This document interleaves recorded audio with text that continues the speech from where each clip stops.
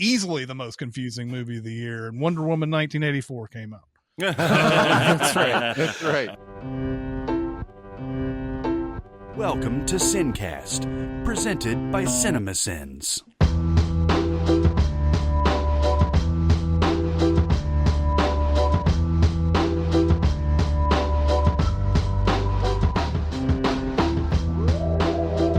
All right, everybody, welcome to the SinCast. This is Chris Atkinson from Cinemasins, joined as always by the voice of Cinemasins, Jeremy Scott. Hi there. For music video sins, Barrett Scher. Yay! There. And also from the Things from TV Sins, Aaron Dicer. The Things. Tidily ho, Cinerinos. Yeah. That's right. Yes. Today is going to be another chapter of the best of the years we've been alive. It's 2020. Wow. 45 years, Chris, that we've covered in this whole thing now. We have indeed. And 2020 gonna be a little different from most years we've done this. So we all know this. The thing is, Aaron, you're gonna have to help me out with this one. Sure. Some of the movies, we're not going to get to some of the movies that were nominated for Oscars this year because we are considering them 2021 movies. Correct. So which ones will people not be hearing about that fit the 2021? Do you know that? Yeah, the main ones you're going to be missing are Judas and the Black Messiah, which just got a bunch of Oscar noms and is great and worth those Oscar noms, and we can talk about it next year. Malcolm and Marie is a 2021 movie, and then the other big one is probably United States versus Billie Holiday, which I'm not sure if you guys have seen, but that did get a couple noms as well.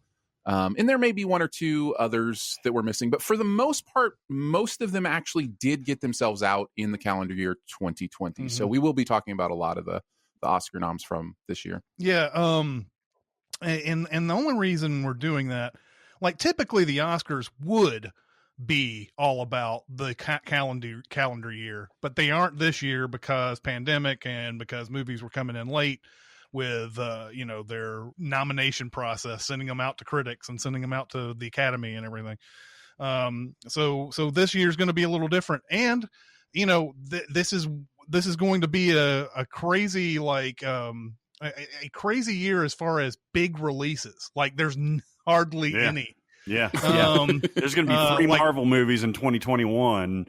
But none in 2020, right? Right. So this is going to be very like non-box office heavy. And I don't know if this was a big, huge boon for independent film or those medium films that we sometimes, I don't know, kind of ignore or whatever.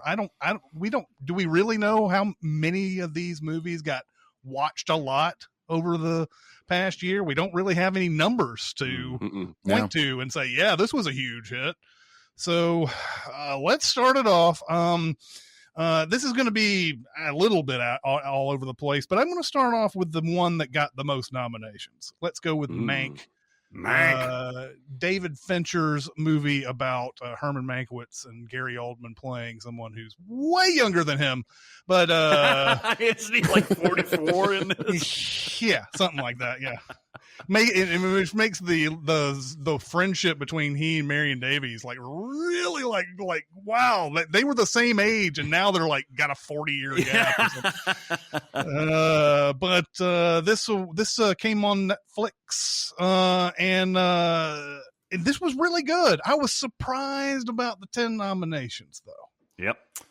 Well, the nomination thing has a lot to do with just how interesting every choice they made in this movie was, from the sound to the visuals to the costuming to the, he really shot this and produced it as if he were in era, so all the sound equipment he used was in era sound equipment, the video, that kind of stuff he digitized to make look like that, or, tried to shoot on that stuff. So from the cuts, the scene cuts, like everything was done as if they could have done it in the era. So I think all the different artistic nominations were a guarantee for this movie. Then the fact that Seyfried and Oldman both got nominated as well in the acting, I think, it just added up. It's a movie about yeah. making movies, man. Every goddamn time. They like those. The fucking artist. It's a movie about making movies. This is a very good movie. I just finished it, by the way, right before we started recording. This is a very, very good movie. Doesn't look like a Fincher movie at all. Doesn't, it has really good moments, has really good dialogue. But like, I think if it wasn't about making movies, I don't think it would have a chance. I don't think it would come anywhere close to sniffing Oscar's job. I don't know. The Fincher thing always gives it a chance, right? Like, I mean, even if they've never awarded, he's never won a Best Director, though, has he? I don't think he has. Nope. There's several directors of that generation. Yeah, Alien 3. No, there was a point. I don't think he was in any serious consideration. Well, I guess Social Network was pretty close for him, but but that was, God, that's another, man, the King's Speech really just robbed everything, didn't it? Just robbed us of all joy that there was in the world, the King's Speech. I think that was the same year, right? 2010. Mm-hmm. I think so. I think it was. Yeah, he was. I've remembered seeing David Fincher up for awards before, and he just never has won. It's one of those weird ones where you see for years you'll see Scorsese out there in the audience and he's nominated and you're like, oh, there's a guy who's got 100 of these, right? No, none.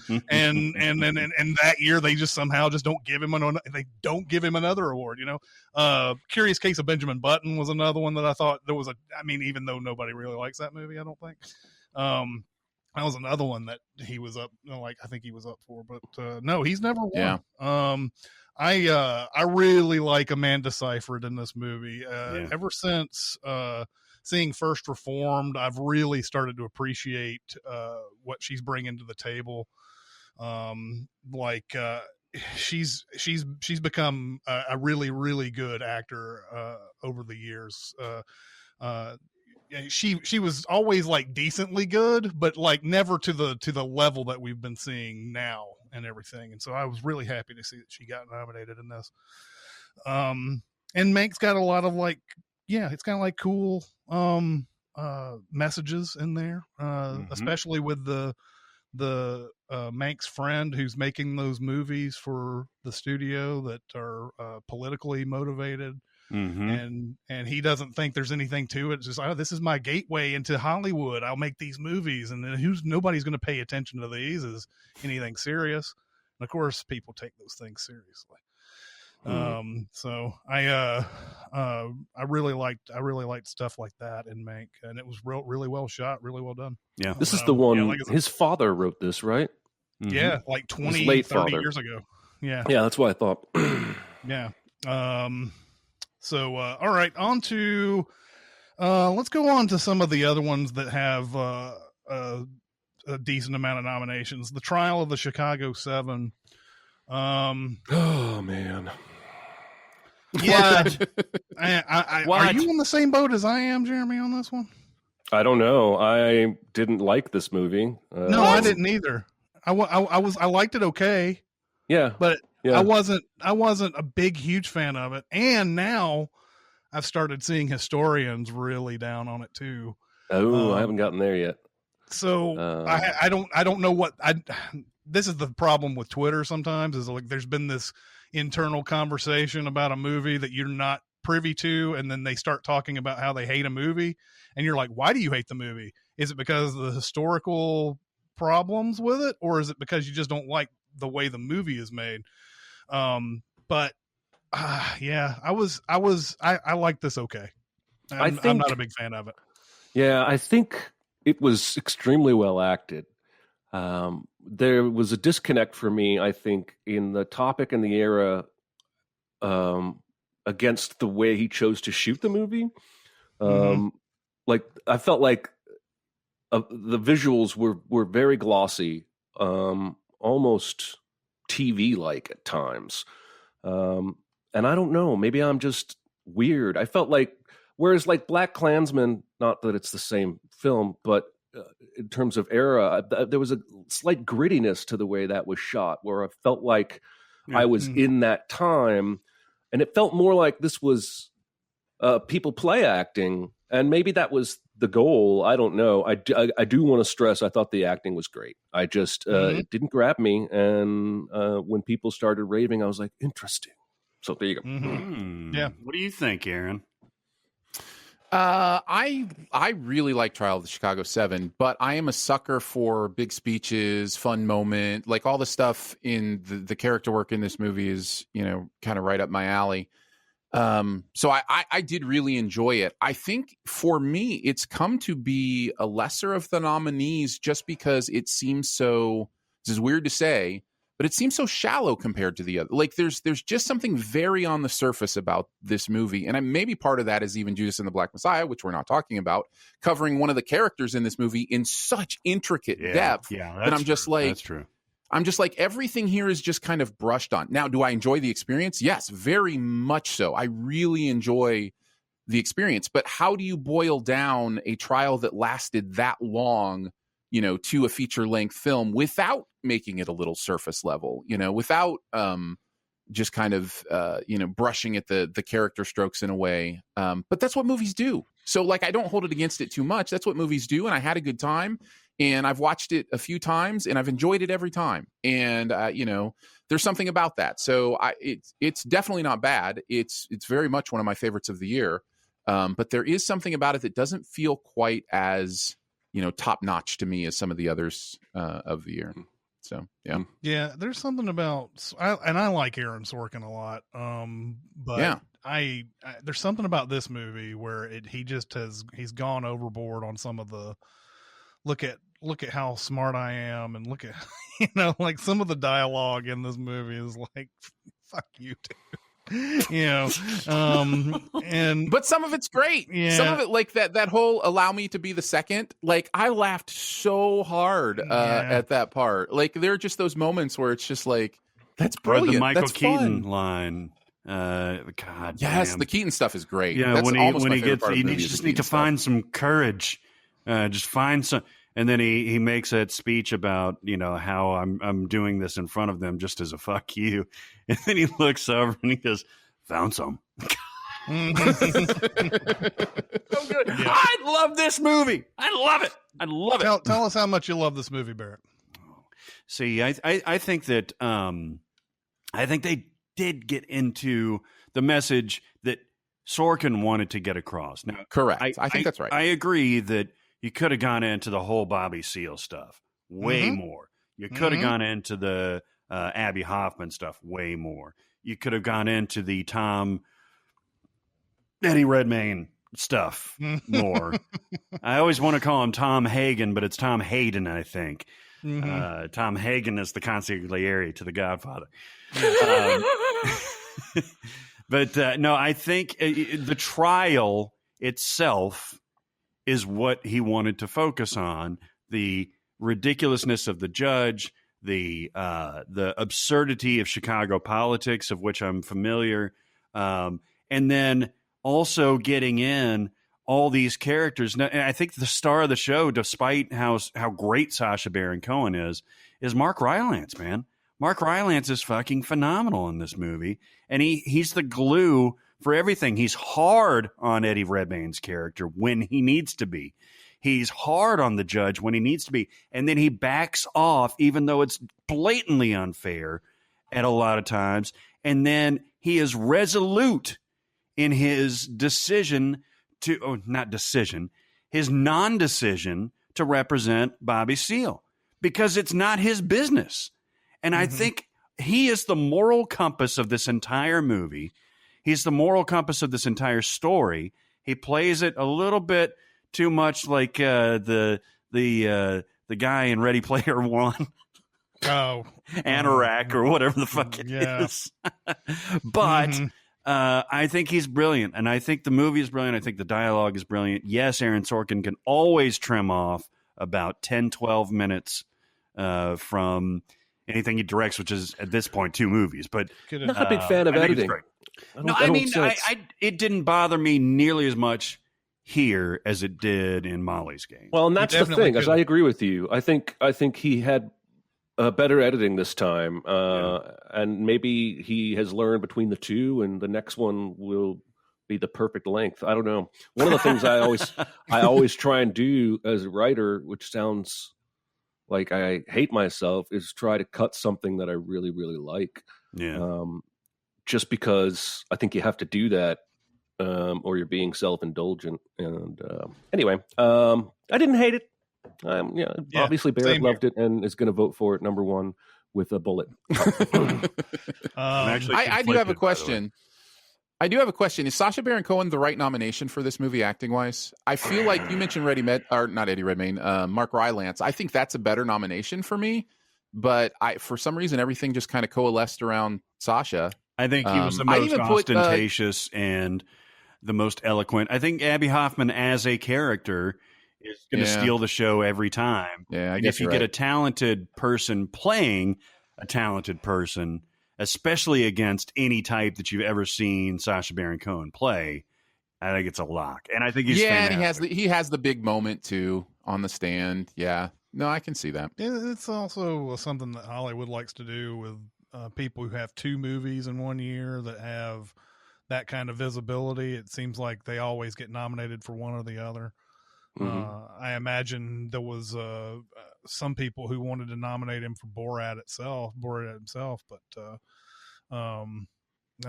didn't. The fact that the Trial of Chicago 7 was another great option for them. It was almost like putting Borat votes into that as well.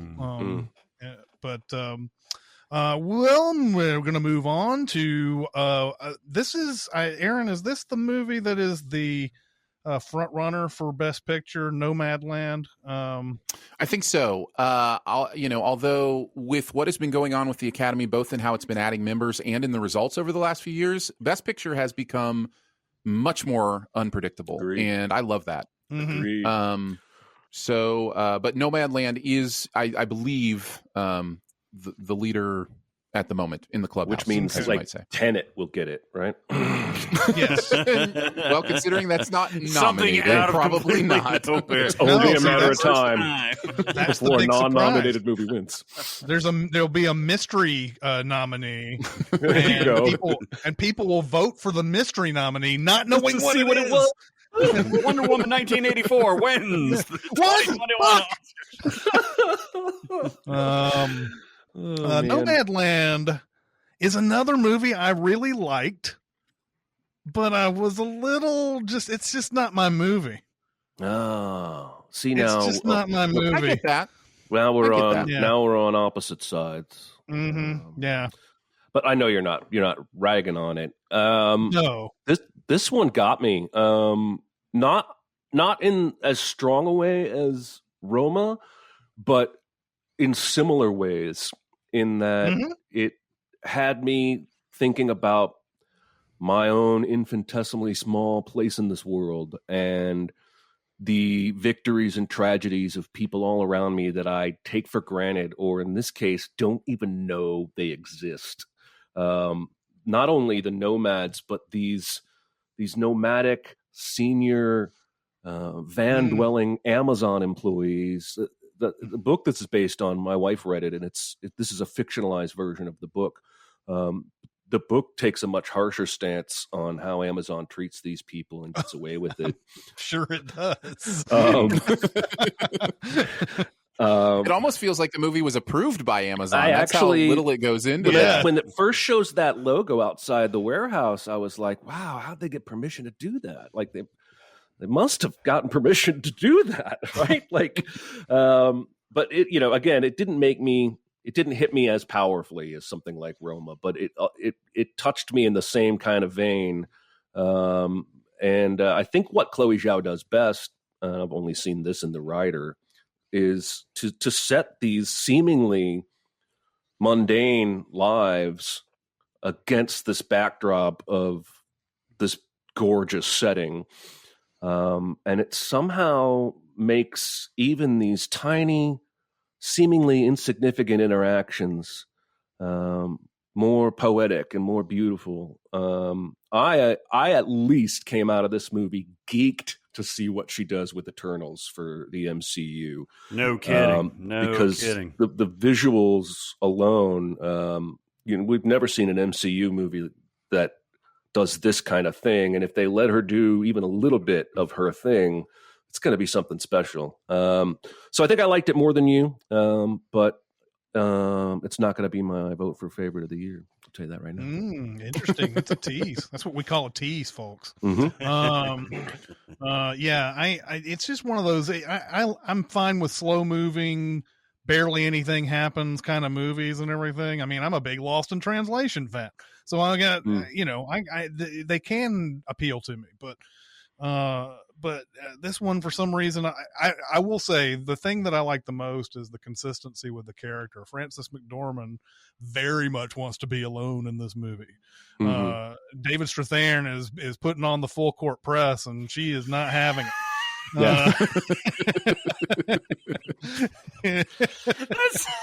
I like that. I think that combination of words has never been spoken. No, it hasn't. In the world. It definitely hasn't. I do like that the movie avoids the cliches in that relationship, right? Like, I think it would be easier to write it that she eventually sees something in him and decides, but instead they form a friendship that I think is pretty meaningful. But yeah, she wants nothing to do with that. She wants to be on her own. Yeah. I'm probably more, I lean towards Jeremy on this. It definitely is a tone poem of a movie. It's something you kind of have to be in the mode for, and I was. And I think it's the humanity of it that just, at the end of the day, just holds me for the movie. Just seeing, I think she has a way of filming actors as if they're real human beings and real human beings as if they're actors. Yeah. Like, I don't know how she does it. Like, somehow she has just people who are just normal people, like, anybody that would be traveling in across the nation, and they seem perfectly, at ease with Frances McDormand in this movie as if they are, compatriots. I actually, and that's not easy to do, I don't think. So some of that is McDormand, though, because I read that some of them didn't even know she was an actress until the end, and she said, "Well, that's my job." And she's favored to win her third Oscar, right? Yes. Yeah. And as long as Glenn Close doesn't win it, I'll be okay. Well, Glenn Close is a different category. So, thank God. But yes, Glenn Close won an Oscar, and she wasn't even nominated in this category. Yeah, I'll continue along some of the Oscars, and then I'm going to skip around. But let's go with Minari. This is one of my favorite of the Oscar nominees. This one I really liked. It's and I can't where are they coming from in this movie? South Korea. It's South Korea to Arkansas. And the husband of the father of the family wants to create this, he wants to garden. That's his thing. He wants to make a big, huge, farm of some sort. And but he's picked a plot of land that, while it is peaceful and serene and out of the way and everything, it doesn't have a real water source. And it shows the sort of the fissures that happen in a marriage from someone being very obsessed with something like this and not listening to their wife and not listening to what they need and not being around and everything. And I just really, really enjoyed this one. Oh yeah, I am in complete agreement here with you on this.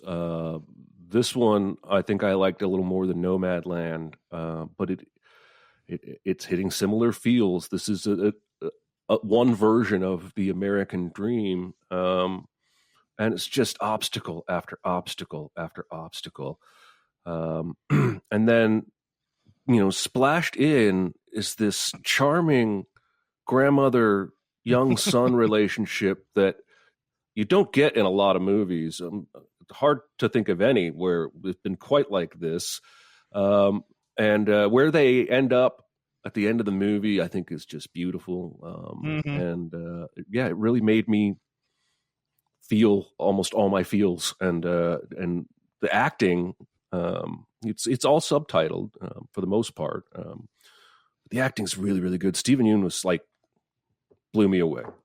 Yoon? I think it's Yen. It's you. I didn't know he had that different. Gwen? I thought it was Yoon, but maybe it is Yen. I always I'm going to say Yoon Young Jung, also nominated for an Oscar as the grandmother. Mm-hmm. You're not wrong about these performances; they're absolutely astonishing. Alan Kim, the little kid. Shout out to the Critics' Choice Awards, my favorite award show. Won the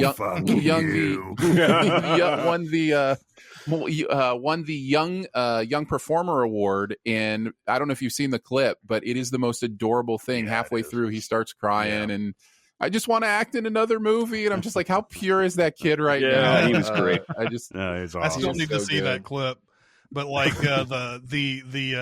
the all-timer for me still is the Anna Paquin Oscar. That's just fun because she doesn't say anything for the longest time, and you're sitting there going, "Oh no, she's not going to be able to say anything," and then suddenly she just breaks out this perfect speech. I should say, by the way, that they moved from California to Arkansas. They had originally immigrated from Korea, but he was so fantastic in California that she wanted to stay there. The wife wanted to stay there. That's right. But he wanted to move to Arkansas. Yeah. It is the other thing that's been said a lot, but bears repeating, is just how unfortunate that for some of the award shows this has landed in like foreign language feature and those kind of things, because it is genuinely probably the most American story of the nominees really this year. is. Like it is about that quote unquote American and it's dream. Not so like the foreign language films haven't broken through before. Life is Beautiful was that. I mean, they've done it before. Parasite. Yeah, Parasite, Yeah. of course. Yeah, I mean, it's kind of silly at this point to even suggest that a foreign language film can't cross over. Right. So anytime I hear that, I'm like, yeah, it's just there's some. I think some it's bullshit like going on. Male and female awards. It's something eventually we'll do away with that category, and we'll just have a best picture from planet Earth. Right? Yeah. Yeah. The grandmother is great in this though. Like I love how like just out of fuck she is in this entire thing. She calls her grandchildren bastards while they're playing games and stuff. And he's like, "Ha ha! You lost, you bastard! Sucks for you." Yeah. But Minari is great. And then I'm gonna cover this one, and then we'll go on to some other stuff. The Sound of Metal is on this list. I really, really, really liked this a lot. I think this covers a disability in a much different way than I have ever seen before. I don't know if these sort of what is it? It's a commune that he goes to. I guess these things exist. Mm-hmm. I had never seen anything like that before. And Riz Ahmed is just so good in this. He's so great. Yeah. It's what I really found fascinating about this movie. It's about addiction in many ways, even though on the surface it doesn't look like that. Mm-hmm. I mean, he is clean and sober from other addictions, and when he loses his hearing, he realizes he was addicted to his hearing and what that meant in his life. And the way that the movie plays with his loss of hearing and his response to it, and then others who have been through it and their response to him. I found it all really moving and really beautiful. And movies for me are at their best when they really put you in someone else's shoes, really create empathy for you, for somebody else whose life experience you haven't had. Mm-hmm. And this movie really does that for me. And man, I felt for him, and I was like, yeah, I'd probably feel the same way when he's thinking about the cochlear surgery or whatever it is. And yet everybody else is cautioning him. And I just, this movie is, I really like it. He thinks it's going to be a perfect solution, right? Because nobody seems to, people are warning him, but they don't seem to be warning him like, hey, this is not perfect sound. At least we're not hearing it, and it could be from his perspective that people are telling him that, and he's just not hearing the message.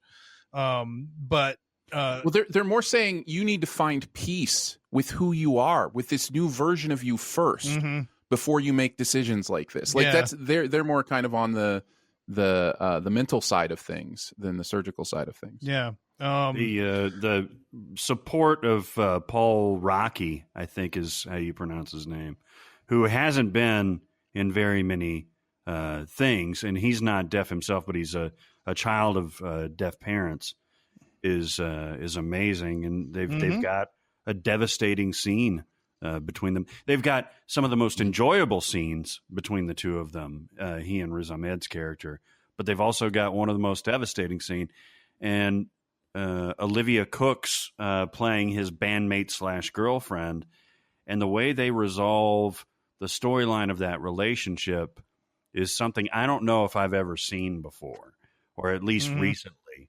And I appreciated the authenticity of this movie and the realness of how this would play out, both with him, given his background, given his anger.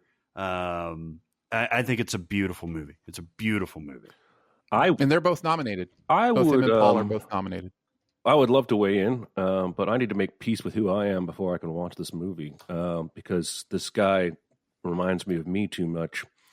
And it's not, I haven't made peace with the fact that I'm losing my hearing. Even yesterday, Aaron sent me a Twitter clip of a song, and it was lovely, but I couldn't understand any of the words, and I had to go outside and walk around for 15 minutes just to get over that hurdle.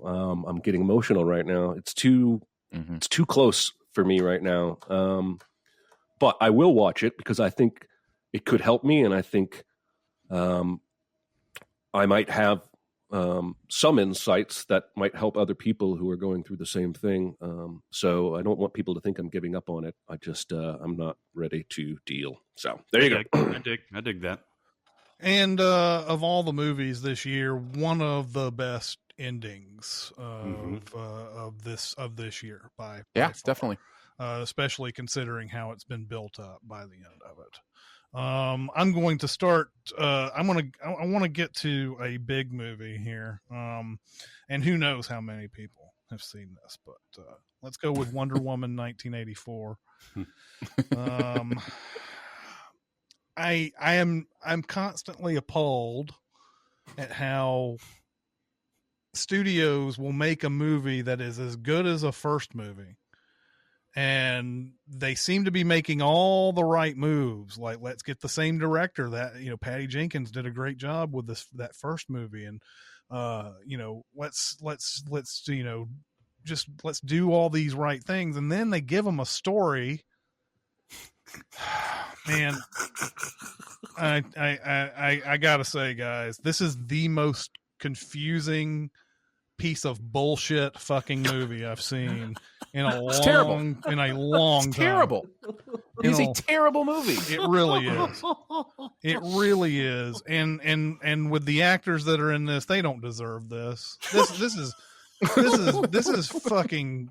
I mean, this is what would you call this? This is like hazing almost. Putting these people through this movie. It just when we finally get to send this, there's going to be like 300. Yeah, and there's no way there's not 300 sends at the end of this. Yeah. But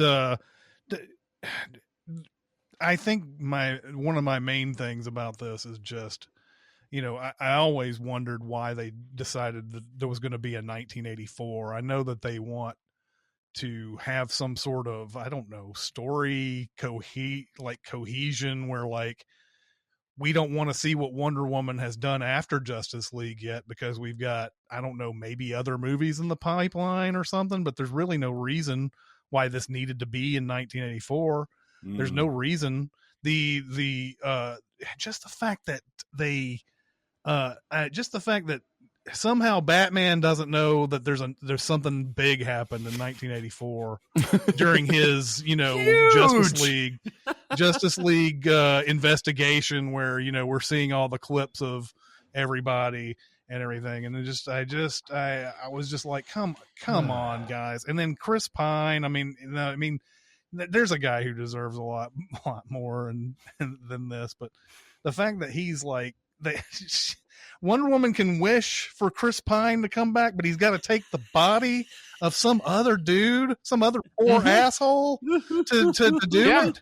Why can't you wish for Chris Pine just to come back? All the stupid wishes in this movie that are granted, like, how is that any different than him just like coming back as a distinct entity? There is no difference, and there's no cool thing that happens with that body swapping thing other than the fact that at the end, let's give her a boyfriend at the end since Chris Pine has died. Let's make it the same dude that Chris Pine was inside the whole time and everything. Like that's just piss poor. And then like Kristen Wiig is like, I want to be an apex predator, and she's already had one wish. And she asks, like, I've already had a wish, and he's like, well, I can give any wish I want. I'm like, whatever. And it's like, no, the rule was that you only had one wish. And she's like, I want to be an apex predator. And then the next time we see her, she's in this fucking cheetah outfit or whatever the fuck it is. What are they doing, man? I mean, what in the fuck happened with this movie? I don't know. Anyway, I wanted to talk about Wonder Woman 1984 because we had to, basically. Let's go to another movie that we've all seen, The New Mutants. Hey, so this is this better than all of us thought it was going to be? Yes, but I vote, the bar was vote yes. really low. Right, very low bar, but yes. I think the reason I marked it as one I wanted to talk about for sure was just how they handled the lesbian relationship, which is to say, they didn't shy away from it, but they didn't like go, here, look at what we're doing. This is a big deal. And I felt like it struck the perfect balance there. It's kind of a mess, but I enjoyed watching the mess. I'll watch this thing probably like 2 or 3 more times over my life. Yeah. And I will not do that with Apocalypse or Dark Phoenix. No, in fact, I'm going to that place in Eternal Sunshine to get Apocalypse wiped from my mind. I want to unsee it. Yeah. I didn't like this movie for a really long time, and then I thought the ending of it, like towards the end, it started getting good, where they were using their powers, and the part where Maisie Williams gets to get the drop in on the doctor and everything, starts clawing her face and everything. I thought that was really good, and I thought the little battle with the big bear at the end and everything, is what it is. I mean, I knew, I was, I like the Anya Taylor-Joy thing where she's, she's about to walk out and fight that thing, and and has her little one-liner that she says and all that. But like, but yeah, for the most part, I don't know. It had a glass feel because they're in therapy and they can't leave. They can't leave, which is, by the way, a huge theme of movies that I saw this year. People being trapped in a place and can't leave. That was a huge theme for some reason. I mean, I think most of these movies were made before the pandemic, so it wasn't like a pandemic thing. Yeah. But I saw a lot of these. But anyway, yeah, I the New Mutants probably was a little bit better than I thought. She, even though this was filmed in like 2009, Anya Taylor-Joy is having a year, man, between this and Emma and Queen's Gambit. Yeah, she killed it, and I think she's really good in New Mutants. She's bitchy and she's Russian, and I think the whole cast is pretty good. I like Maisie Williams and Charlie Heaton. I think they cast this well.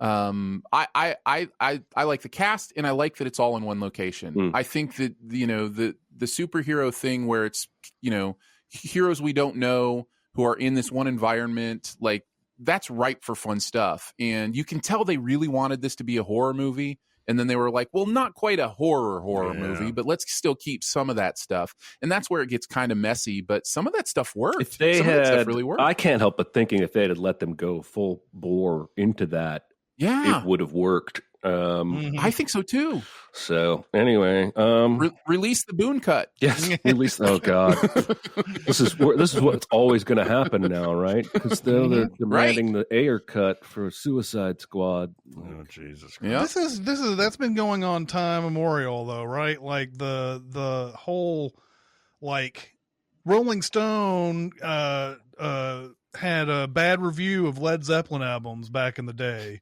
So therefore, everybody who had bad reviews can be like Led Zeppelin later on in life or whatever. It's the most annoying thing ever. It's a 1 out of 100,000 thing that happens, and people think, oh, well, Led Zeppelin got bad reviews too, and we'll just wait 20 years and everybody will love our music. They do this with authors too, right? They're like, Mark Twain got rejected by 456 publishers before he got published, and I'm like, well, that's not going to happen for everyone who wants to be published. Like, Mark Twain was anyway. Fuck it. Yeah, exactly. J.K. Rowling, same way. Yeah. Let's keep it on the comic book front and go with Birds of Prey. This Loved actually got a theatrical release. Sure did. I enjoyed this. I don't think I liked it as much as some people did, but I enjoyed this. What I enjoyed, and I tweeted about this in a now deleted tweet from an account I don't tweet from much anymore. What I enjoyed was the fight scenes were comprehensible. Especially that jail scene where she's trying to break out the little girl and all the cells open. Yep. Like compared to the MCU, like I had no problem following that fight scene or any of the fight scenes in this movie, which I think speaks to how well they're choreographed and how well they're shot. It's charming. It's way better than Suicide Squad. It gives her, complete control of the narrative. Harley Quinn, I mean, introduces some other, what I thought were pretty cool characters. I thought the girl playing the little pickpocket was great. I thought Mary Elizabeth Winstead was great. The only one I didn't think was great that some people did was Ewan McGregor. I thought he was little too far. Yeah, he's over the top, man. I know, a little too much. I know, but that's like that. But here's the thing, Barry. I do not begrudge you your love for this movie. I really like it too. I liked it the first time I saw it. I thought it was really fun. Margot Robbie does the same thing Ewan McGregor is doing, but does it in such a more authentic way. Yes, she is completely over the top. She is way out there, but you believe that's a real person, absolutely. A real human. I did not believe Ewan McGregor's character was a real human being. So that was the difference I saw with those two characters. But yeah, I really enjoyed this. By the way, the girl's name is Ella J. Basco. Oh, great. Or Bosco. No, all of them. Journey Smollett Bell with the Black Canary thing, and Rosie Perez. God bless him, and far be it from me, middle-aged dude to say this, but like writing characters for 40-something, late 40, early 50-year-old actresses, especially in an action movie, certainly doesn't seem like the norm these days or ever, right? So it's nice to see her not only just have a cop role, but like actually get some meat on the bone and really have a comprehensible character. Well, I'm pretty sure Margot Robbie is an executive producer on this film too, and I think she's taken ownership of this character in a way that's similar to what Ryan Reynolds did with Deadpool, in that she has nailed Harley Quinn and she has an understanding of that character. So letting her help make decisions on what her movies should be like, I think is only going to make them better and better. I'm really excited, strangely, to see James Gunn's Suicide Squad, just because it looks like a Dirty Dozen with Harley Quinn in it, and that sounds rad. Yeah, yeah. It's a fun movie. Let's move on to Tenet. another movie that got a theatrical release in the middle of the pandemic. It was one of the sort of a, I don't know, it was sort of a dry run almost, I guess. It was a canary in the coal mine, man. Yeah, it was. Let's test it out. Let's figure it out. Very much so. Wasn't it mostly that he's just stubborn, though? Yeah. Yeah, there's that part. Okay. Mostly it's Christopher Nolan as being stubborn. I didn't understand this philosophy, by the way, about we just have to have this movie come out like right now, because it's going to be a new movie to most everybody, no matter what time they decided to come out with it. It's not the same as pushing it back due to production problems and having to do reshoots and stuff like that. The very idea that it wouldn't have been a huge success if you had waited until this or next year with it. I don't know. Maybe it was a Warner Brothers thing. Maybe they needed to cash in. Well, then the same company would just a few months later decide to day and date release all 2021 movies on HBO Max. Yeah, exactly. So yeah, this was my only time I really braved the pandemic as far as feeling like I was doing something super dangerous, other than like going to a grocery store or something like that. Yeah. And part of my my experience with this movie was being in a heightened state watching it, being in this whole like, I don't want people to be in here who don't have masks. I don't want people. Of course, somebody comes right up to me about 5 minutes into the movie and is like, did the movie already start? I'm like, what do you see on the screen? What the fuck do you see on the screen, dude? It's fucking Tenet. It's not a trailer. Sit down. Don't ask me the goddamn question. And then having to go through the whole thing of trying to understand what's being said, even in an IMAX theater. It took until it got on Blu-ray and I could go through the subtitles and everything to really understand what was being said, which is a very big, huge obstacle to understanding this movie at all. And even after watching it 3 or 4 times, you still have things in there that are just like, but what about this? What about, oh my God. Easily the most confusing movie of the year. And Wonder Woman 1984 came out. That's right. That's right. Yeah, you guys have scared me off of Tenet. Like, I'll watch it for sure at some point. But it's good. It's good. It's confusing. It's great. I love it. It's really fun to watch. I still love it. You can watch it as a surface level movie, I think, as an action movie. Yeah. Yeah. And not really. I mean, I think it explains itself just enough to where you can say, well, I could probably dive into that, but if I don't want to, I can still enjoy this as a narrative. Yeah. Adjust your critical thinking, level and head on in. I have a blast with this movie. I think it's really fun. I love the concept. We sinned this, and part of it was, putting our critical theory on and going, okay, does it really make sense? And there are many, many things in the how this works that don't make sense. Just because they're paradoxes, right? At the end of the day. Yeah. But there is also a real level of cleverness that he's doing here with the idea of palindromes and with the idea. One of the things I discovered that I wasn't even trying to discover when we were sitting it is that scene-wise, this movie is a palindrome. Like, it has action scene happening at a certain time. Then it has, I think, 3 different expositional scenes. Then it has, a different, the vault, the airplane vault place action scene. 2 more expositional scenes. Then then the car chase in regular time.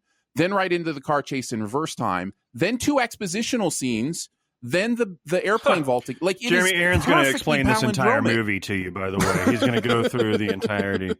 No, I don't. No, for me, I look at that stuff and I go, I love it when people think like that. I think that's really clever. I think that's really fun. And And so, yeah, I have a really good time with it. Plus, the visuals are so cool. Yeah. It's just so cool to watch some of this stuff. No, I definitely enjoyed this movie. It just took about 4 or 5 times to watch it to really kind of get there. But Jeremy, when you do end up watching this, follow the advice of grown-up Fleur Delacour in this movie, where she says, "Don't try to think about it too much."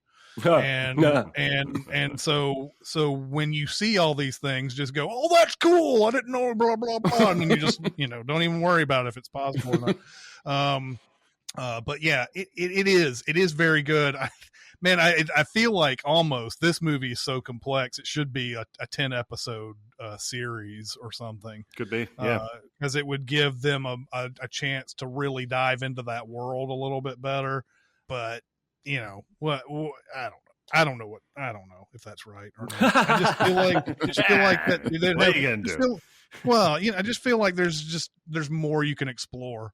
And who knows if there's ever going to be a sequel. Nolan's not a big sequel guy. So I really do think that there was an aspect to this movie they cut out late in the process involving the idea of a sequel / character revelation. Mm-hmm. I could watch John David Washington's character do spy shit for like he's so fun in this. different movies, man. Yeah, R. Pats and Kenneth Branagh are all fantastic in this. The acting is really, really good. Branagh is doing the thing that Ewan McGregor couldn't do in Birds of Prey. Like, he is completely chewing the scenery, and it works. Like, so just get off of Ewan. Get off of Ewan, dog. I don't know. I just didn't like him in that movie. No, he's fine. He's fun. He kills people, and it's tough. Yeah. Yeah. Working our way down. Let's do another theatrical release. The Invisible Man. Oh, yeah, baby.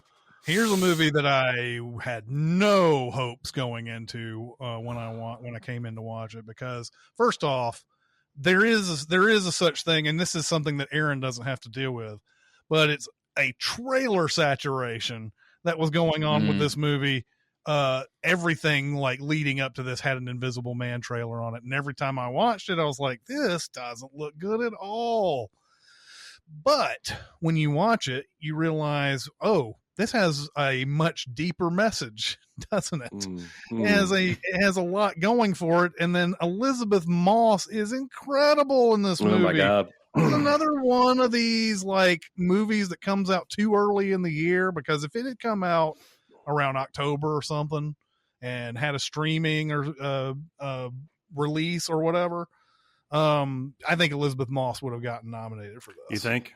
Yeah, I think she's worthy. Yeah, I think so too. I think she should have. She carries that movie, and both the surface level and the underlying themes you're talking about are all in her face and her performance. And that scene in the restaurant is one of the scariest fucking moments I've ever seen in a movie. Because it's so unexpected to me.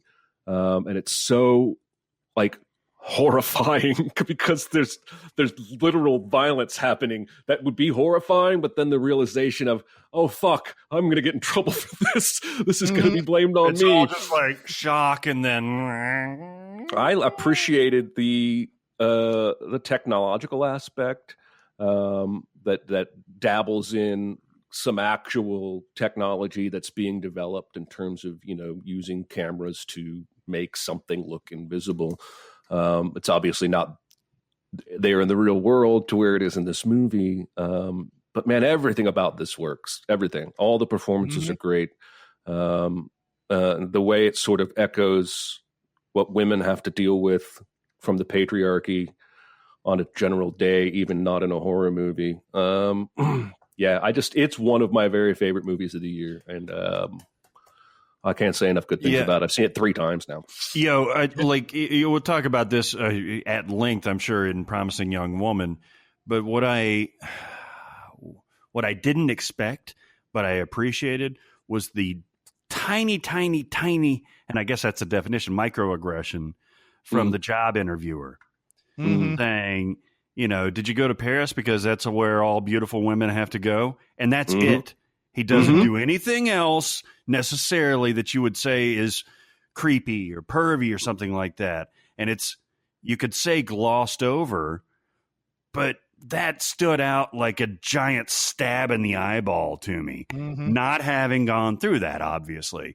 And it has nothing to do with the plot, but it has everything to do with the plot, like the underlying message for it. Oh, this movie absolutely floored me. The thing about this movie is it takes a horror trope, which is someone who has either seen ghosts or they see something impossible or whatever, and they spend the whole movie trying to be believed, right? Yeah. And they turn that being believed thing into this metaphor about being believed about being in a terrible, abusive relationship and everything. That is where horror does its best work a lot of times, is when it makes this kind of social commentary, and it feels, it's not totally hidden, because she has her one big moment where she talks about how she was abused in one of her best scenes in this movie. But this is where horror does its best work, for sure, no doubt about it. Very reminiscent to me of the feeling I had after watching Get Out, right? Like the fact that it's just nailing the underlying theme so well, and you feel it, and it so well relates to the overarching plot and what's going on, that you feel like you've experienced something that is interesting on a surface level, on a movie level, but even more interesting on a social level and an empathy level. I think The Invisible Man is talking about also, best endings. This is up there with Sound of Metal. But also, it's got style, baby. Like, I don't know if there's a name for it yet. I tweeted about this, but I love when Leigh Whannell follows a person who's falling down to the ground with the camera. He does it in Upgrade, and he does it in this movie, and I'm all in on whatever he's going to do next. It comes out of nowhere too. Like you're seeing just a regular with an invisible man, like fight scene, and then all of a sudden, thunk, and then back up. Yeah.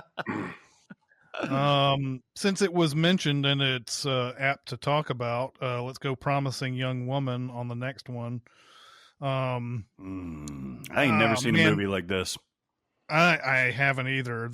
I love me some Carey Mulligan, man. And by the way, you mentioned Frances being the front runner. I think it's neck and neck with Carey as far as the award right now. I like how you're on I haven't checked the odds basis with all these.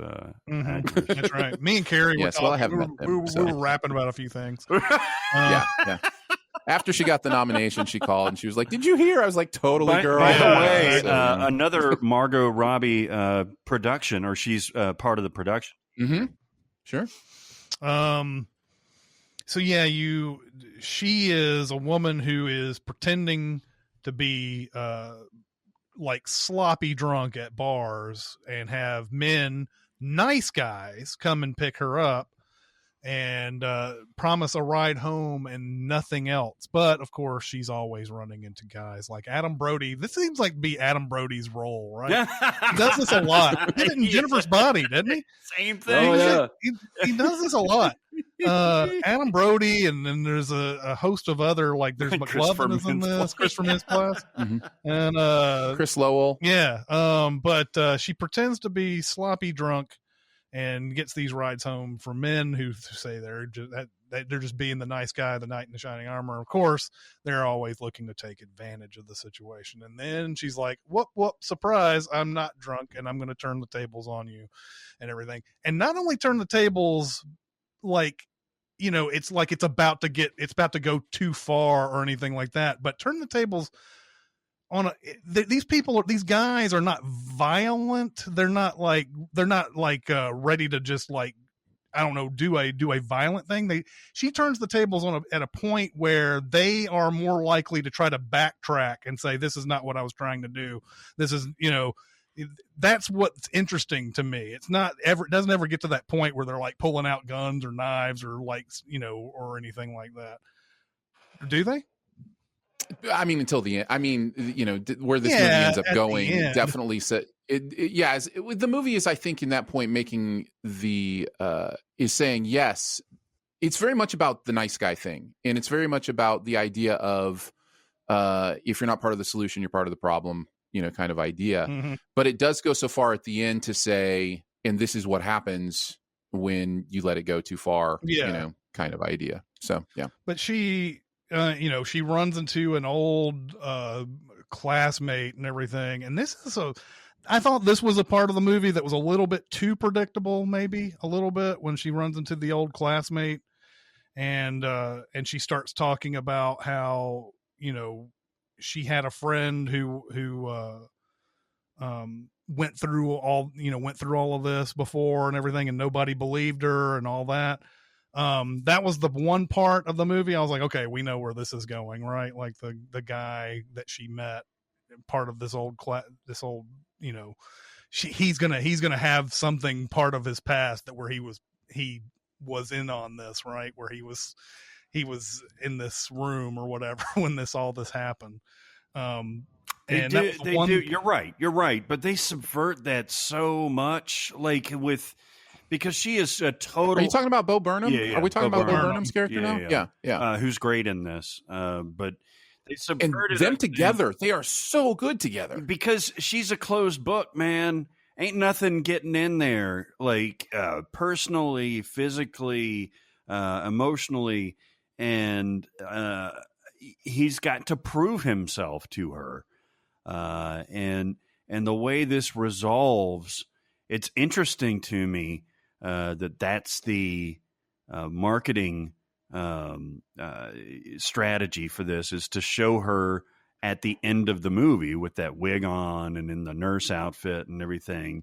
That's when the movie turns on its head, you could say, but her character is much more than that. I guess you have to show sexy Carey Mulligan in a nurse costume to sell tickets or streams or whatever. But I think it's more subversive than that. It is misleading, and I guess if it's intentionally misleading, then it's brilliant. I think it is. I think the movie is saying something there about men's relationship to sexuality and how they see women and the clothes they wear and all that stuff. I think this movie is very purposefully calling us all males into account for how we view the world, from our privilege and what that looks like as we interact with women. And, the idea of you ask for it by wearing that skirt or whatever that is just so awful and ugly. But many people have said over history that, that the women bear some responsibility for the clothes she was wearing. All of that stuff, the movie is taking us to task and just saying, you may not feel like you're horrible, but have you had these thoughts? Like, how far has that thought progressed in your mind, and understand that even that is the seed of something nefarious? And man, I really appreciated the worldview of this movie and just kind of how thorough it was and unique in portraying and that. Unique. This movie is a unicorn. I was in not a fetal position, but like a mental fetal position for a little bit after I watched this film. Mental fetal. But yeah, that was what I was about to get to when I was talking about the Bo Burnham thing being predictable, is that I think the movie knows it's predictable, and it gets to a point where it has another surprise in store for you afterwards. But yeah, I really, really enjoyed this movie a lot. I really thought this was really good. All right, so let's look at let's see. Here's a movie that I did not see, but the other three of you have seen. Talk about Emma and some more Anya Taylor-Joy. I kept passing this on the dial whenever it was on HBO. I think it was HBO, because I felt a bit of burnout with Jane Austen, and it's not her fault. She's been dead a long time. Damn it, Jane. And even Emma has been done a few times, even what feels to me recently with Gwyneth Paltrow. That was the right one, right? Mm-hmm. It was a long time ago, but it does seem like it was. It feels like yesterday. Yeah. It was before she started selling vagina candle rocks. That's very true. It was before that. But I ended up, it was one of those days where I literally didn't want to watch anything on any of the other channels, and I went ahead and gave this a shot, and I was quite charmed by this. Mm-hmm. She's fantastic. I did not realize, because I don't feel like everybody can do Jane Austen. I feel like it takes a certain kind of actor to do that and not feel fakey. But the production design is really awesome too. It's almost like pop past, like it looks like Jane Austen, but it's colorful, and the hats all have a little extra something. It doesn't look like the. I'm sorry, it doesn't look like Pride and Prejudice. It looks like Willy Wonka's Pride and Prejudice. And I'm sorry, I'm trying to compliment the movie. I know exactly what you're saying. Yeah. And yeah, I really enjoyed it. In fact, I recommended it to my wife, who's also burnt out on Jane Austen. So yeah, I didn't fall in love with it, but I wanted to make sure I mentioned it because it was a surprise to me, and I think it might be to some of the listeners as well. It's fine. It's perfectly fine. If you've isn't Clueless is based off of Emma, right? Yes. I mean, I was just going to say the only thing I don't like about this movie is how much it steals from Clueless. Right. So it's, I mean, the only knock of this is that you've seen this film before, and I think there's probably a little bit of an overlap of Bridgerton and stuff like that, and like kind of like anachronistic pop, like you're saying, like the colors and stuff like that, Marie Antoinette type of thing. But you've seen the movie before, you've heard the story before. But Anya Taylor-Joy is absolutely great in this. Bill Nighy, I really, really liked his performance in this as the crotchety old dad. And I got to be honest with you, man. Mr. Friskets and Mr. Whiskers and Mr. whoever the fuck she's trying to court and like manipulate, they all run together to me. They all could be Joe Alwyn. They all could be Dylan O'Brien. They all are Joe Alwyn. Joel Alwyn plays 4 roles. He's Eddie Murphy in this movie. It could totally be him with like a bigger nose or like shorter hair. I don't give a shit. Yeah, no, I think you guys are right. It's fine. It's not, going to blow you away, but I was surprised. I didn't expect it to have any quality, and it had a good measure. And there's a reason it's nominated for 2 Academy Awards. It's it's nominated for makeup and hair and costuming because this movie is absolutely gorgeous. Yes, it is so beautiful. It is. Let's talk a little bit of animation. Here's another movie that had a theatrical release. It's Onward. It's Pixar's first movie of the year. This was a major disappointment, wasn't it? I guess I'll let you guys go first, or I can talk from the positive angle. I loved this movie, but that should not be a surprise to anyone who knows how I feel about Pixar. I think this movie is really fun. I laughed really hard at several points. There's the moment with the van where it starts galloping. I lost it. So stuff like that. It's got a really good sense of humor. I think Chris Pratt and Spider-Man. Tom Holland. Now you're doing me. Thank you. Pratt and Holland, I think, Star-Lord and Spider-Man walk into a bar, and the van starts galloping. In Man Did I Cry, like the kind of sneakiness that it pulls you thought it was about fathers and sons, but it's about brothers thing.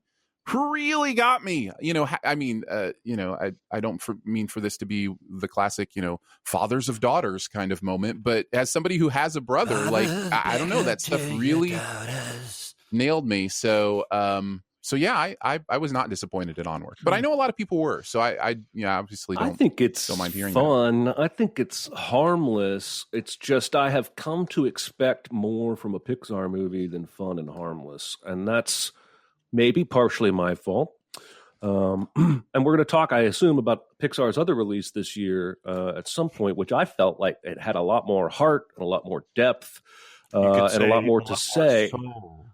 Whereas Onward, I do think the brother moment is awesome, but I feel like that's it. Like it's all slapstick silliness until then. So I liked it. I didn't hate it. He's found heart somewhere early on in the Dragon Map. No.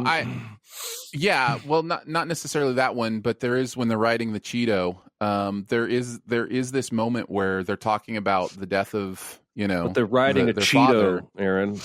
Yeah. No, I know. That's what makes it beautiful. That's what makes it amazing. That's what makes it ridiculous and hard for me to connect. They're riding a Cheeto. Well, part of this may also be that recently my family was looking at not having me in this world. And, that's been within the last couple years. And so I know that struck a very personal level with me and my family as well. I know when my wife and I saw it in a theater, because, this did come out before the pandemic. She was sobbing during that scene. So now you're making us feel like things. dicks. So appreciate No, that. no. Look, everybody has their own personal stories and experiences, right? Like, so in this hit me in that way. Hate this movie all you want, but I almost died. Yeah. Did you know it was based on Homer's The Odyssey? Yeah, exactly. I was disappointed in the whole quest. Like you have I know that you're trying to get to this point. You're absolutely right. It is a movie that you think is about a father-son relationship, and it ends up being about brothers and everything. But the quest to get there is immensely unsatisfying to me, and a lot of the stuff in there was like ridiculously cynical, I guess is what I would call it in our sort of context. Especially the fact that they're able to use their father's legs, who's just a torso, to land on that one thing in that deep water. And I'm like, whoever made this quest, did they know that did they know that there was going to be somebody that had a torso to use, a spare torso? Or not a torso, or someone without a torso? Like I was just sitting there going, how does this quest get won without that father figure there? No, you're right. You're not wrong. And just all the stuff at the end too. It's just, this is not, to me, this may be a good movie on its own, but like you have to, it feels like you have to compare it to all the other Pixar movies that come before it, right? Pixar has been known to come out with those knock it out of the park, especially on their originals, knock it out of the park kind of movies. And when they come out with one that doesn't, you're just like, why couldn't you have realized this world just a tiny bit better? Like we know Pixar is able to do. And when it comes out like that, you're just like, oh, well, I guess that's pretty good. But if this movie had been, let's say this movie had come out in 1995 and it was the Toy Story of its day or whatever, would this have launched Pixar the way it did, the way Toy Story did? I don't know if that's a fair comparison, really, but but I hear what you're saying. I think it's a valid point.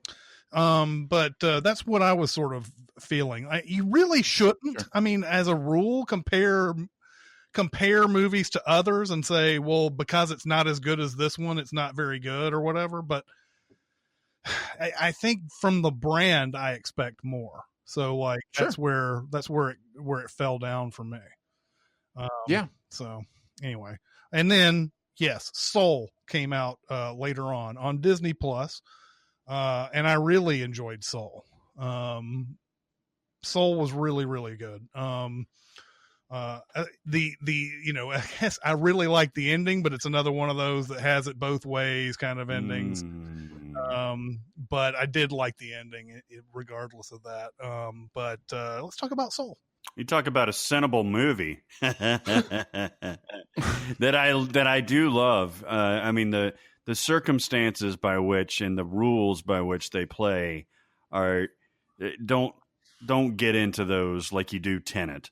If you want to enjoy this movie, you want to get the themes, you want to get the emotion, and you want to savor the performances, especially Tina Fey and Jamie Foxx. And Jamie Foxx, man, absolutely kills it. Felicia Rashad kills it. Kills it. That's a bad term.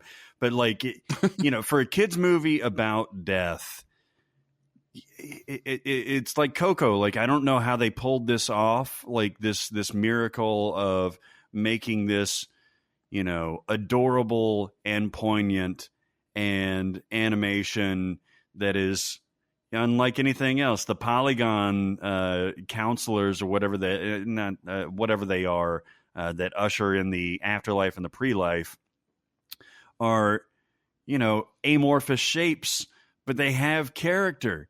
And I found myself loving this movie more than I thought I was going to. It's not an A+ to me, but I thought it was brilliant.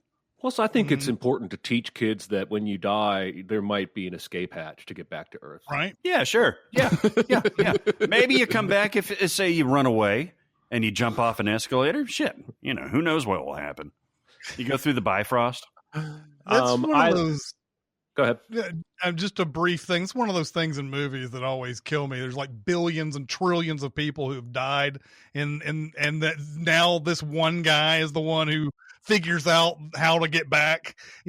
Like, I know that's the story, but like it really blows my mind that it's this one guy that's like, all right, let's figure out how we go back to Earth. Nobody's tried this before. Yeah, nobody else has ever thought, I'm not supposed to be dead yet. Yeah.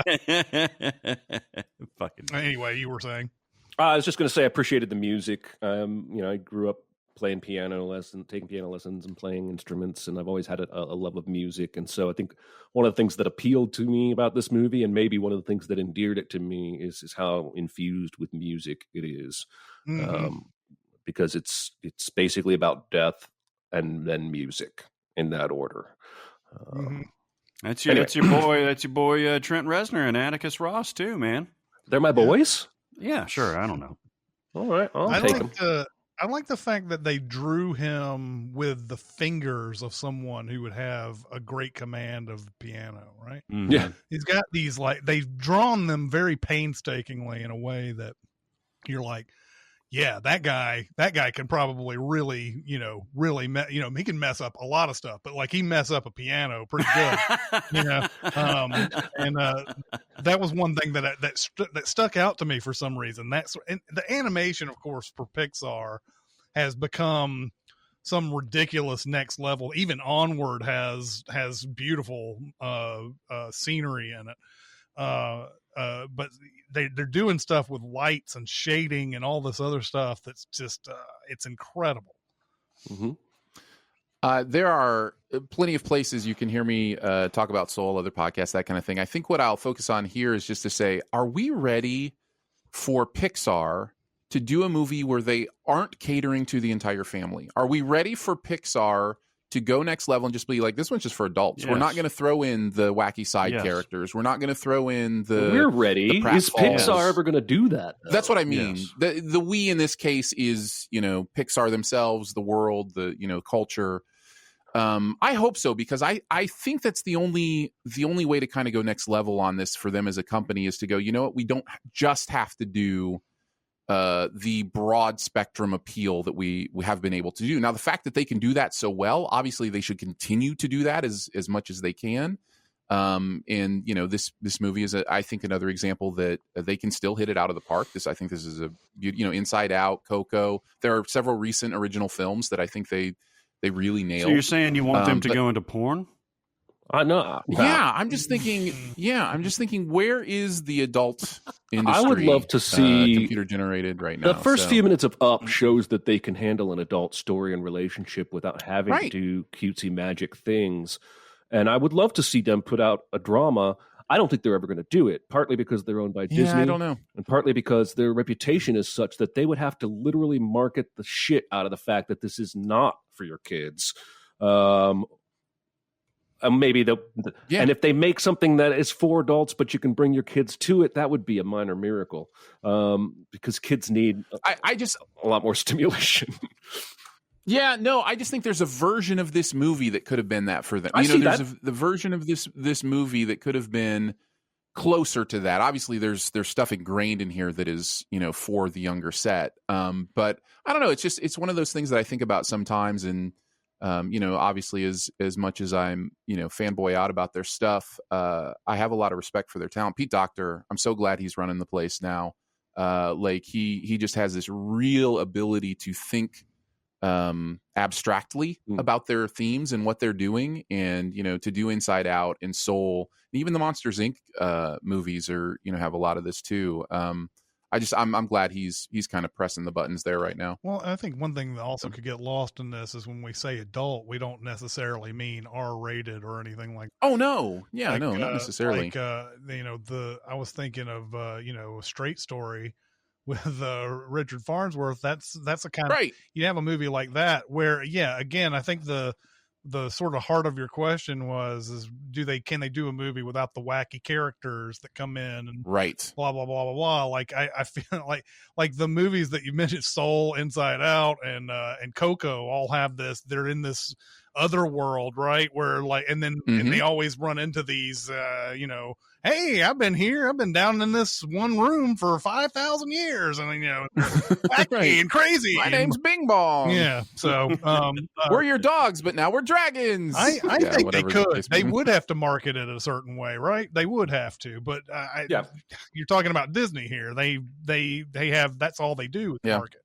So I've been looking at, and I think Jeremy and I had talked about this after Incredibles, Ratatouille, or whatever. It was around that area where we thought that Pixar might start doing that, and that was 15 years ago. So maybe not. Somebody's brought it up there. I think what you may see happen is they might spin off a new division of Pixar and come up with a subsidiary name that in itself says more adult oriented stories. And so it can be Pixar continues doing the whole family stuff, but Pixar Up All Night does an adult softcore porn. Pix rated R. Yeah. Oh, there you go. Yeah. Yeah. Pixar stockings.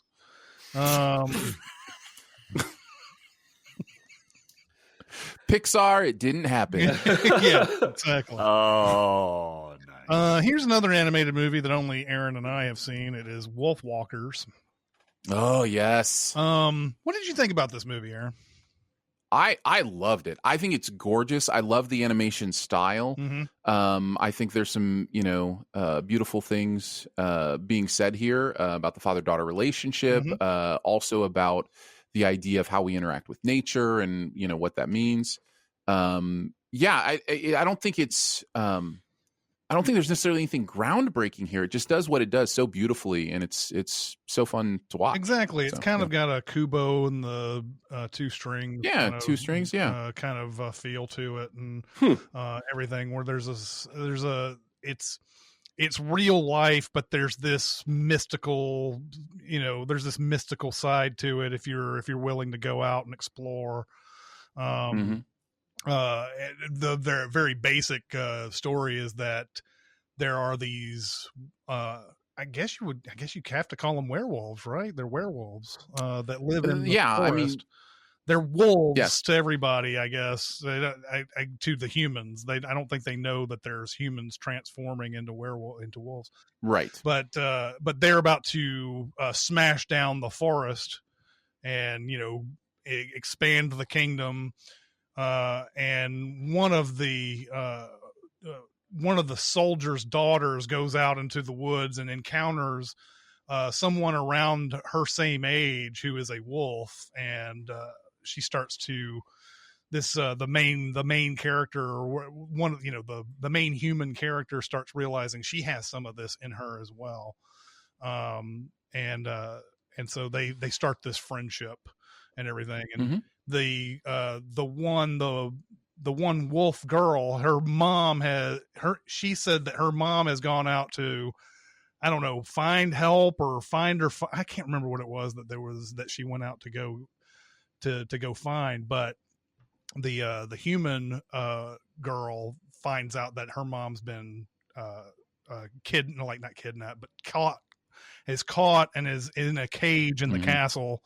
And she has to prove to this girl that, yes, her mom, I saw your mom in the castle. She's not out where you think she is. So there's a lot of that going on. But yeah, I thought this was really good too. This is just one of those, in a world full of this computer animation and everything. And for all I know, this was computer animated too, but I'm sure there's some. But in a world where there's that glossy sheen of 3D animation and everything, it's good to see one every once in a while that's not that doesn't do that, So I thought this was good. Yeah. Feels like there was another animated movie, but I can't remember. Oh, Animal Crackers. Oh, hey, we like that one. We know that one. It finally got a release, right? We had been talking to Scott Sava for was it 3 years now? Yeah, about that. Mm-hmm. It had that, it's gone through a lot of ups and downs that we've heard about. And I remember after we did the first interview with him, there were a lot of people who were really interested in watching this movie, and they would come on Facebook and they say, I see the release date on blah, blah, blah. And I'm like, well, don't know what to tell you. They throw those up there every once in a while. Doesn't mean that it's going to actually come out. And of course, then the date would come and go and everything. And I remember we did a preview once, a spring preview, and they're like, you forgot Animal Crackers. I was like, yeah, I don't think so. But finally it came out, and thank God, man, it finally came out. And this is a fun movie. I think it's for much younger people. It's not. I don't know. It's not like what would you say? It's not like adults. I guess adults can really enjoy this too.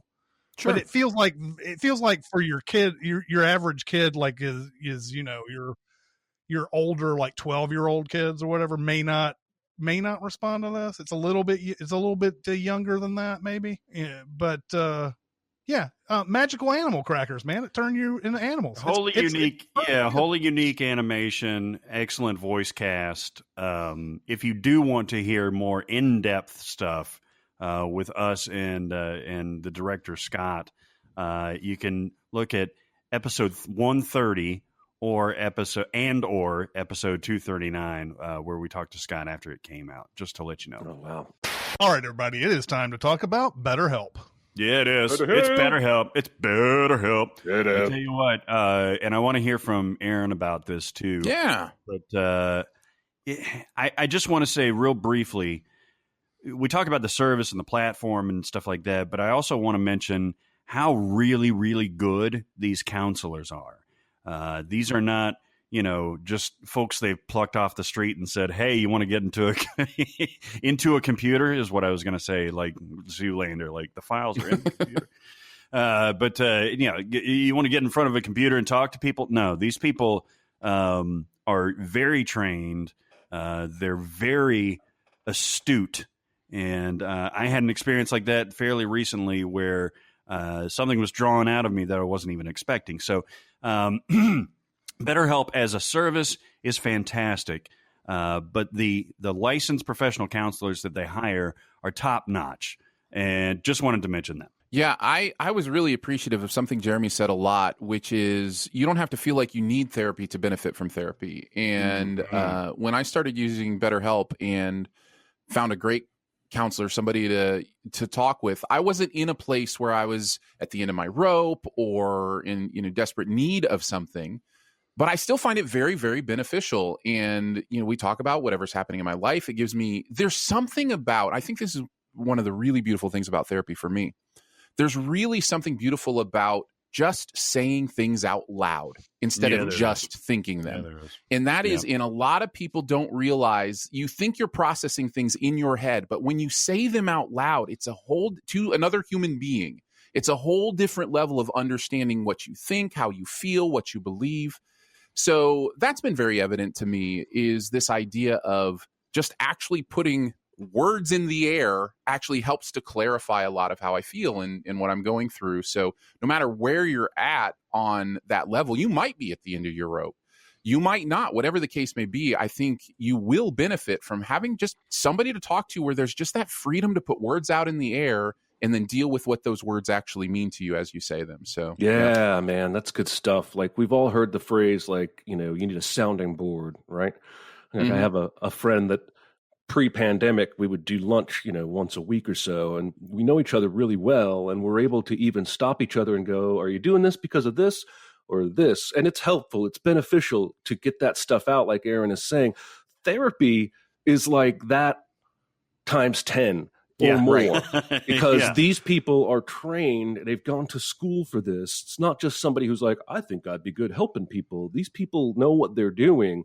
They're professional sounding boards, and they know how to direct not only the conversation, but your line of thought. Like Barrett was saying, something pulled out of him that he wasn't even expecting. that is what you get with these level of professionals. Yeah, man. So it's all from the privacy of your own home. It's all, laptop, computer, PC, tablet, phone. You schedule everything on there. You message your counselor on there. You have live chats, video chats, text chats. Everything is on your counseling page, what they call a counseling room on BetterHelp.com. So if you go to BetterHelp, HELP.com/SinCast, you get 10% off your first month.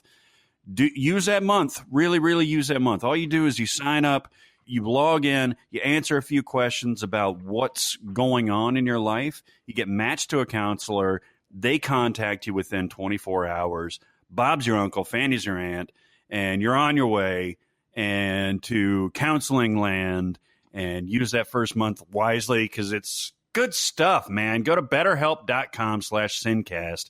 Cannot stress this enough. Whether you're in Aaron's boat, whether you're in my boat, whether you're in somebody else's boat altogether, whether you're in a different ocean, just try it. betterhelp.com/SinCast.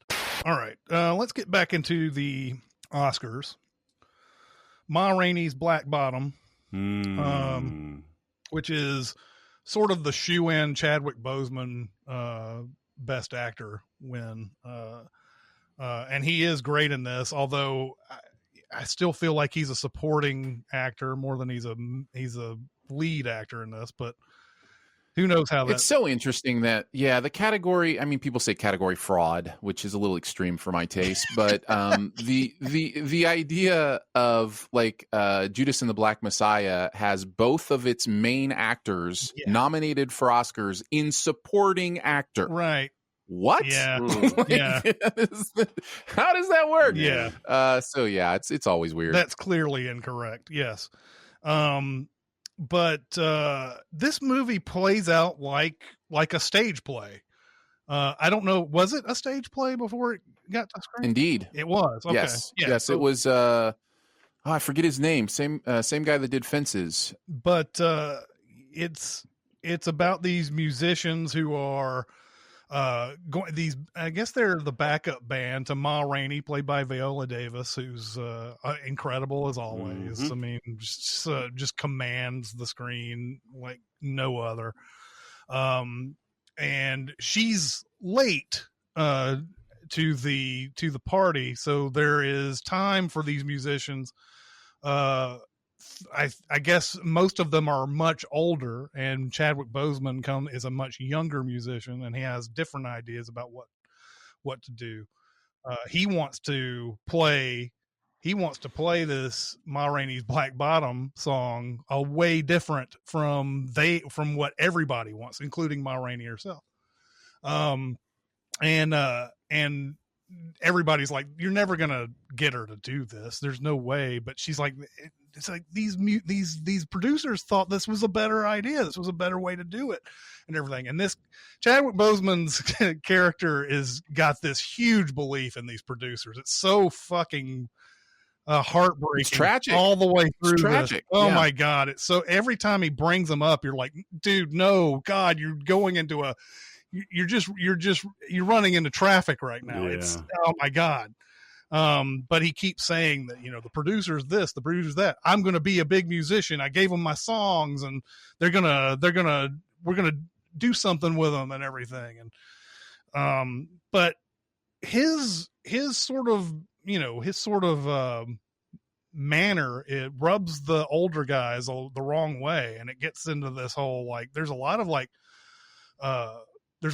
very just like white knuckle arguments in this movie and everything. I thought it was really well done. This is just one of those that commands your attention from the minute it starts. Yeah, it's August Wilson is the playwright. Yep. August Wilson, Chadwick Boseman, and Viola Davis, and the lady that plays her girlfriend are all fantastic in this.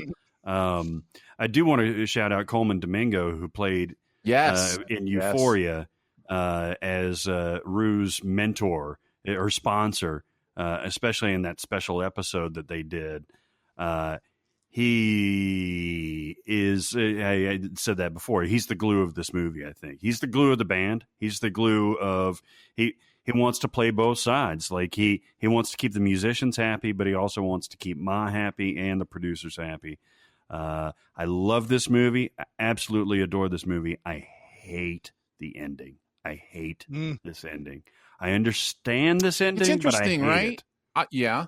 It's interesting because it almost feels like the ending of the movie tells you it's about something that it didn't seem to be about the whole time. Like, especially character-wise. Like, this is Ma Rainey's movie, and the ending's like, well, was it Ma Rainey's movie? And it's like, well, yeah, no, I'm with you. There's something about the ending that that is a little off in this. But I really do enjoy it. Honestly, if I were the one picking best female actor performance, it would be Viola Davis for me. I think she is astounding in this movie. Oh yeah, when she breaks her facade, it's absolutely glorious. You know, when she can talk to Coleman Domingo's character without the pretense of how she has to talk to these producers to get her record done.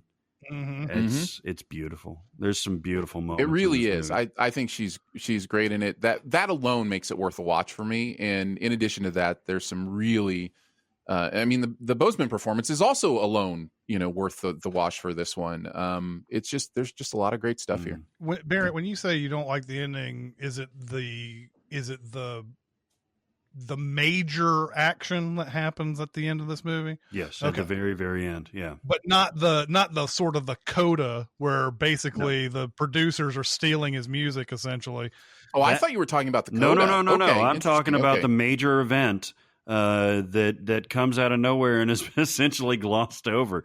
Oh, okay, sure, yeah. Okay, I see what you're saying. I just that doesn't bother me as much, but I get it. Doesn't make the major event does not make sense to me.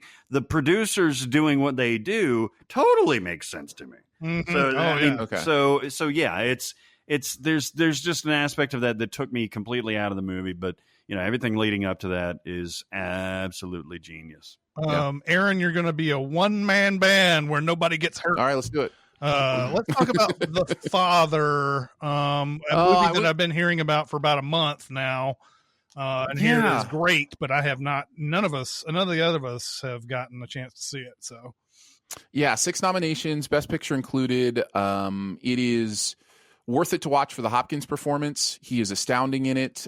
This is a movie that is not only about the idea of what it means to grow old and to deal with dementia, those kind of things, but it allows you as the audience to experience that in a way that I don't think I've ever seen in another movie.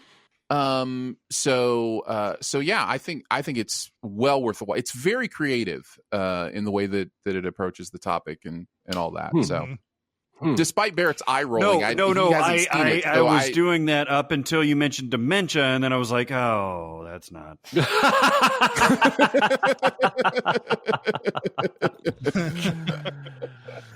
I have never seen I'll just give you an example of one of the things the movie does, and it does different examples of this throughout, but it's very early on. We are from Anthony Hopkins' perspective, and a character that we know in the first scene as his caretaker is now approaching him as his daughter, and he can't figure it out. And it's a different actress. So it really puts you in the mindset of how confusing and frustrating and horrible and traumatic it must be to experience that kind of stuff.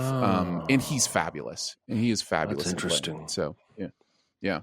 Okay. And then this one, I mean, this has got 4 nominations, but for, I think, a lot of technical stuff, News of the World, is the second Tom Hanks movie to come out this year. Now, what a year Tom Hanks had, right?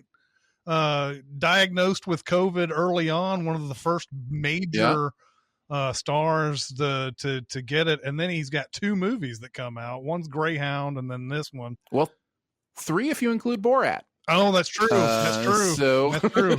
Oh, the Borat thing is pretty funny. Central role. Yeah. Central role. Go ahead. Yeah. News of the World is one that it's okay that you just get around to it when you get around to it. I think you might find something valuable or interesting there. Hanks is always great, but I this isn't one I would full-throatedly be like, you have to see this right now. It's really wonderfully done. It is very much a Western. Mhm. So, however you feel about Westerns is going to, play a lot here. But he's great in it, as he is in pretty much everything he does. Yeah, And you get around to it. I think the thing for me on this was I was kind of hoping maybe you can't make a movie about this, but I was kind of hoping this would be more about his job than it was about him trying to find parents for this kid that he's found. Right. And so I was sitting there going, it would be nice if he was going around to all these different places, like the scene where he's talking about what was it? Is it the bridge or something? I can't remember what it is, but he's telling these people about what's happening around them, and they get all pissed off, and it's almost one of those blame the messenger type things. Yeah, absolutely. And it does a good job of showing what he has to deal with and how he has to calm everybody down and things like that, so that he doesn't get hurt and all this. But I was kind of hoping it was more about that than what it was. Nobody ever uses the phrase fake news, but they sure do wink at it. Like there are whole scenes where it's like, no, read our version of the newsreader. And it's like, okay. Let's get back into it. Let's talk about Borat, subsequent movie film. Yeah. Speaking of Tom Hanks. Yeah, speaking of Tom Hanks. He's so involved in this film. Mm-hmm. Yeah. I mean, we joke, but for me, now I don't like this movie as much as a lot of people do. But what I do love about this movie is how clever it plots itself around what must have been a crazy shooting experience. Because this movie was, I think, intended to be about something other than what it became about when the pandemic started. And so the way it plays all of that together and actually is really a clever twist at the end. I thought that was genius. I thought that was really smart. The way they storied it. You mean the actual narrative, such as it is? Yeah, such as it is. Yeah, totally.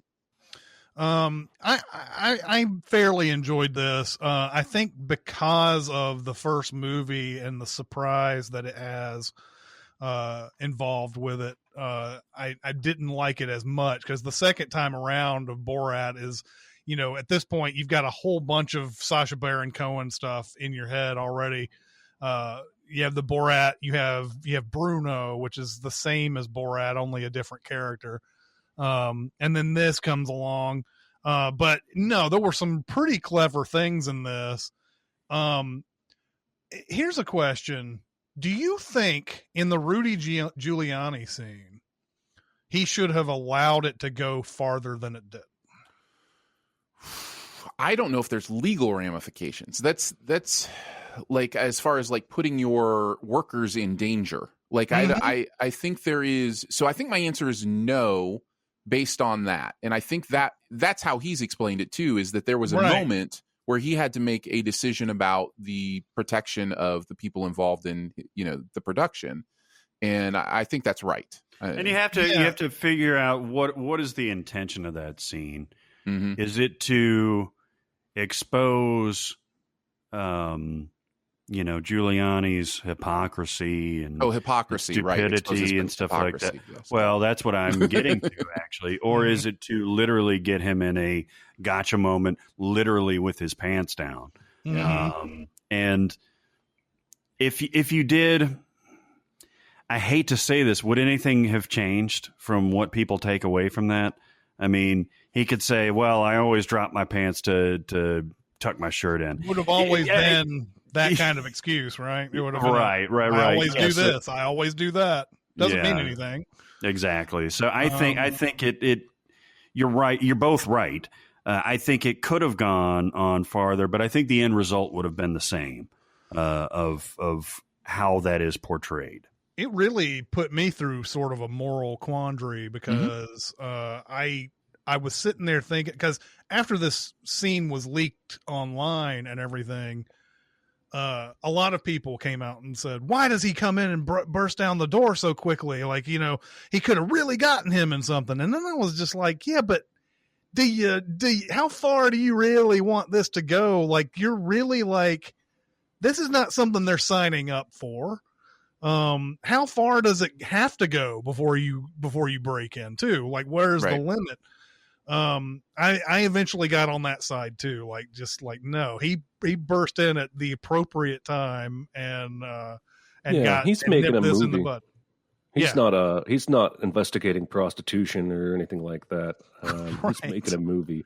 Well, I'm not to be glib, but it reminds me of that scene in The Wire where McNulty goes way too far, allowing a scene to go on with some potential prostitutes, and ultimately has to weasel his way out of trouble for it because he should have stopped it way before that. But they also didn't have the. My point is, he's not that. He's not a cop investigating crimes. He's making a movie, and he has to protect that crew.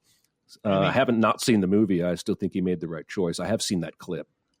He got exactly what he wanted out of that too. He got exactly what he needed from that scene, and that was one of the things that I thought was an interesting. I don't know. There's not one movie out of this year where you have that kind of question that comes up.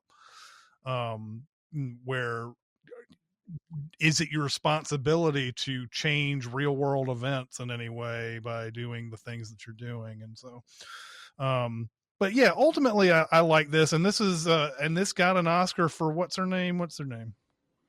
Maria Bakalova. Yeah. That's right. Well deserved. She's terrific in this. I think it's hard to like just find somebody quote unquote right off the street and tell them, here's a movie where you're going to have to act a certain way and you might get in trouble for it.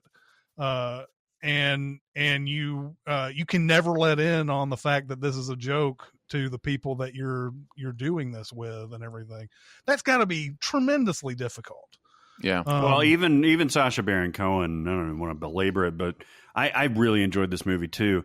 I don't think this type of movie or these types of movies will ever be made again. I think they will be copied, but I don't think anyone will have the commitment that Sacha Baron Cohen has. He had to wake up in character when he was staying with those truthers. Yeah. And not give away his identity. Oh Imagine that. Like, before your coffee, before your whatever, before you go pee, you have to say, oh, yeah, I'm Borat Sagdiev to these guys. And keep it up for, I think he was there for like a week or something like that. That is nearly impossible. I think you have to have somebody with the commitment and the talent that he has to pull that off. I think this movie for me is working when it is being clever and insightful in scenes like the crisis pregnancy center, in scene, that stuff with the eating the baby from the cake is so smart. It's just, so it's working on a clever level and then working on this other subversive level. And I think it's least working for me when it's just cringe, when it's just them, dancing and she's on her period or, whatever the cringiest parts of this movie where it's just, I understand there's also some layers going on there as well. But it seems to me that the emotion of it is just to make you like, oh, I can't believe they did this. And I even think some of that stuff with the truthers borders into cringe as well. And that's the stuff where I'm just kind of like, I don't know. I'm not on it for this. I see what you mean. But the other stuff is, I think, really clever and funny. Well, he does capture some really, like one of the best lines in that one of the best lines comes from the truthers because they say it in such an unironic fashion. When Borat is sitting there on the computer and he finds these news stories and they're like, "Oh, don't believe that. That's conspiracy theories and stuff like that." Like, these guys are deeply into QAnon, and so that was one of my favorite parts. But listening to how a movie like this is made, it sounds almost like the way the movie is made is more interesting than the movie itself. I think Yeah, it's so. like Mission Impossible Yeah. Fallout. Yeah. Yeah, where you talk about this waking up in character thing. There was a couple of videos online, one about how when he comes up to sing at that rally, how people in the audience really did find out that it was him. That's in the movie. They really did find out that was Borat. But what we didn't see was how close he was to actually getting into a bad incident on that. And it shows him in the trailer just kind of like locking, keeping that door locked and everything. And like, all right, we need to go. And then there's another video online of the cops running into them on a side of the street in Georgia, and them trying to figure out what's going on and everything. And they're like, I think this is a Borat movie. I don't know. Like, they're like, there's a lot of like, really, I think if there was a way to do it, to figure out how to do a making of one of these, I think that would be way more fascinating than the movie itself. I agree. Let's go on. Let's move around to something we've all seen. This is going to be completely random, but let's go to Happiest Season. Oh, okay. I fucking hated this movie. Nice. Wow. Talk about it. Oh Wow. my God. I fucking hated this movie so much. Is it possible to hate Mackenzie Davis? I hated her. I hated her character. How is it possible to hate Mackenzie Davis? And yes, the movie comes in with its like this last minute thing where like, well, just imagine what it was like being in her family all this time. And she had to deny her, yeah, I get that. But this movie didn't have to happen. The fact that they were having such a good time at the beginning of the movie. I'll just invite you to my parents' place and forget everything about what that entails. And then on the way there, say, oh, by the way, I never told my parents about you. Fuck you. I hate this movie so much. Oh, did you like Dan Levy at all? Yeah, but he's not enough to save it. He's not enough to save it. Yeah, I talked about this at length in a previous podcast, and I don't really like the story. I don't really like how it wraps up so neatly. There's a lot of fans that think she should have ended up with Aubrey Plaza, and I don't like that either. I didn't either. I think a more realistic thing would either be the families start coming around sooner, or they don't end up together at the end. But to have the family come around at the very end and they end up together at the end, it's a little wish fulfillment-y for me, and maybe that's okay. For the particular people telling the story, many of them are gay, and I certainly don't have any understanding of what that's like. But I agree with you that you didn't, even if it is a real situation for some people to in their home to not be able to come out to their parents as early as they would want, the movie didn't need to be made. I agree with you on that front. I was just upset by the whole way they decided to build the foundation for this movie. It would have been a little bit better had the parents been coming to her place, or something that changes that a little bit, so that Mackenzie Davis isn't constantly having to do this. I don't know whatever her character's doing to try to prevent the parents from ever figuring it out and everything. So there have been for years and years so many heteronormative BS holiday movies that it's time for a non-heteronormative BS holiday. This is exactly what these movies do. And they have been around forever. I didn't hate it as much as Chris. I like these humans as far as actors, and I had some fun with them. But I totally agree. So much of it is nonsense, and the ending for me is just terrible. It's just all bows, all wrapped up pretty for you, and it just loses so much authenticity for me in doing that. So yeah, I'm with you. Maybe not as extreme, but yes, everybody should have their chance to have a BS holiday movie made about their lives. So yeah. Along those lines, the movie Uncle Frank deals with the same thing. It does much more authentically, though. I think much more authentically. Yes, this has a funeral that brings the family together. In this, Paul Bettany having quite the year himself. In this, this was definitely a lot more authentic, and I like this a lot better.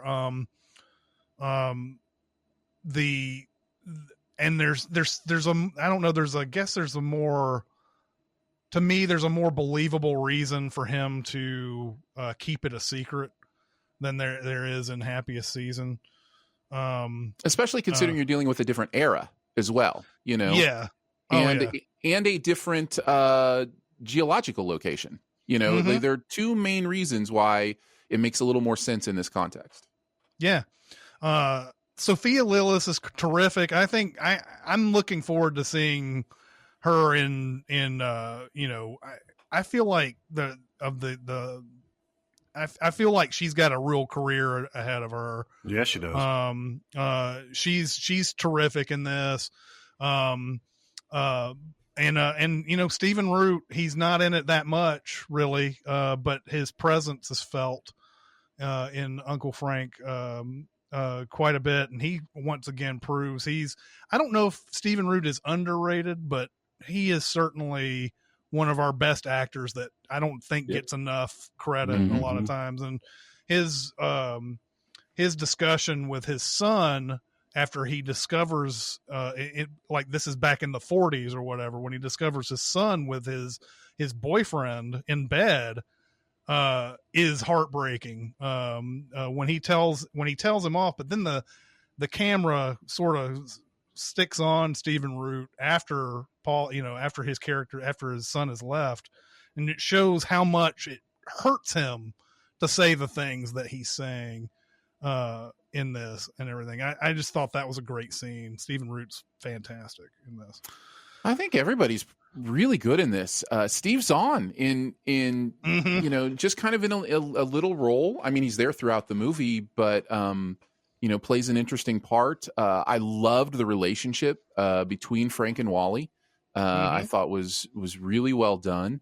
There's also a lot of authenticity here, as opposed to what we were just talking about, in the fact that it doesn't wrap everything up in a bow. It doesn't allow everything to be perfect, but it does allow for some growth, some redemption, and some real tragedy as well. Yeah, this one's going to go under the radar for a lot of people because it's not getting Oscar buzz. It's you know, it's going to be one of those that just kind of gets missed in the shuffle, and that's unfortunate because I think there's some really good stuff here.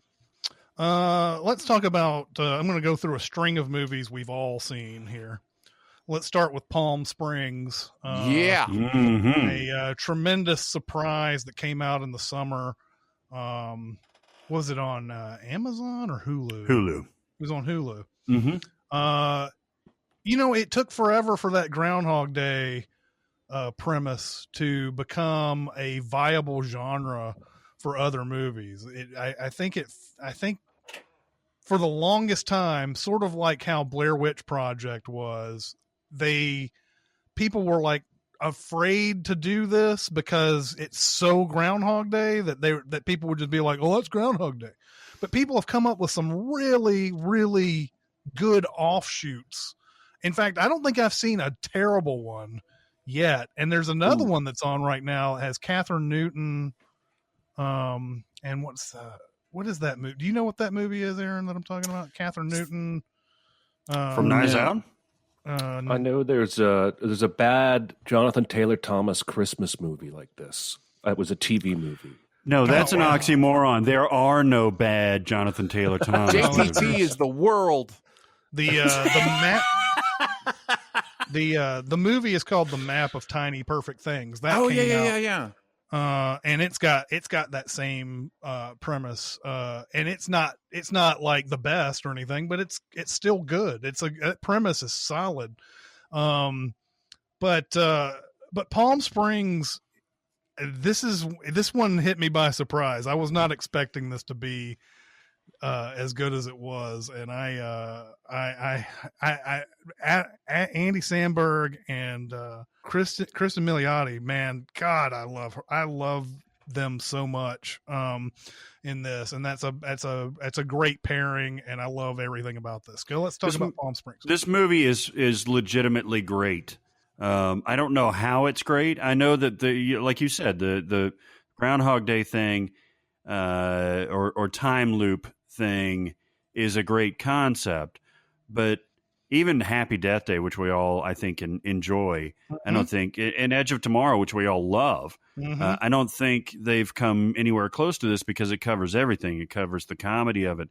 It covers the hopelessness of it. It covers the relationships, and it covers the physics of it. And the lies, Barrett. It covers the lies. Yeah, Yes. no, yeah. Well, there is a little bit of contrived, romantic thing.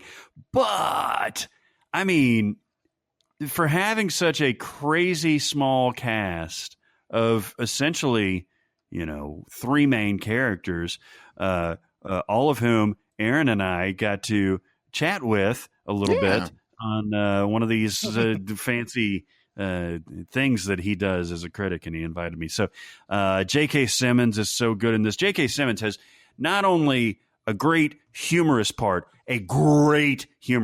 especially when he says, "You want to party?" And then that shit goes crazy. But he also has the most poignant moment of the movie, I think.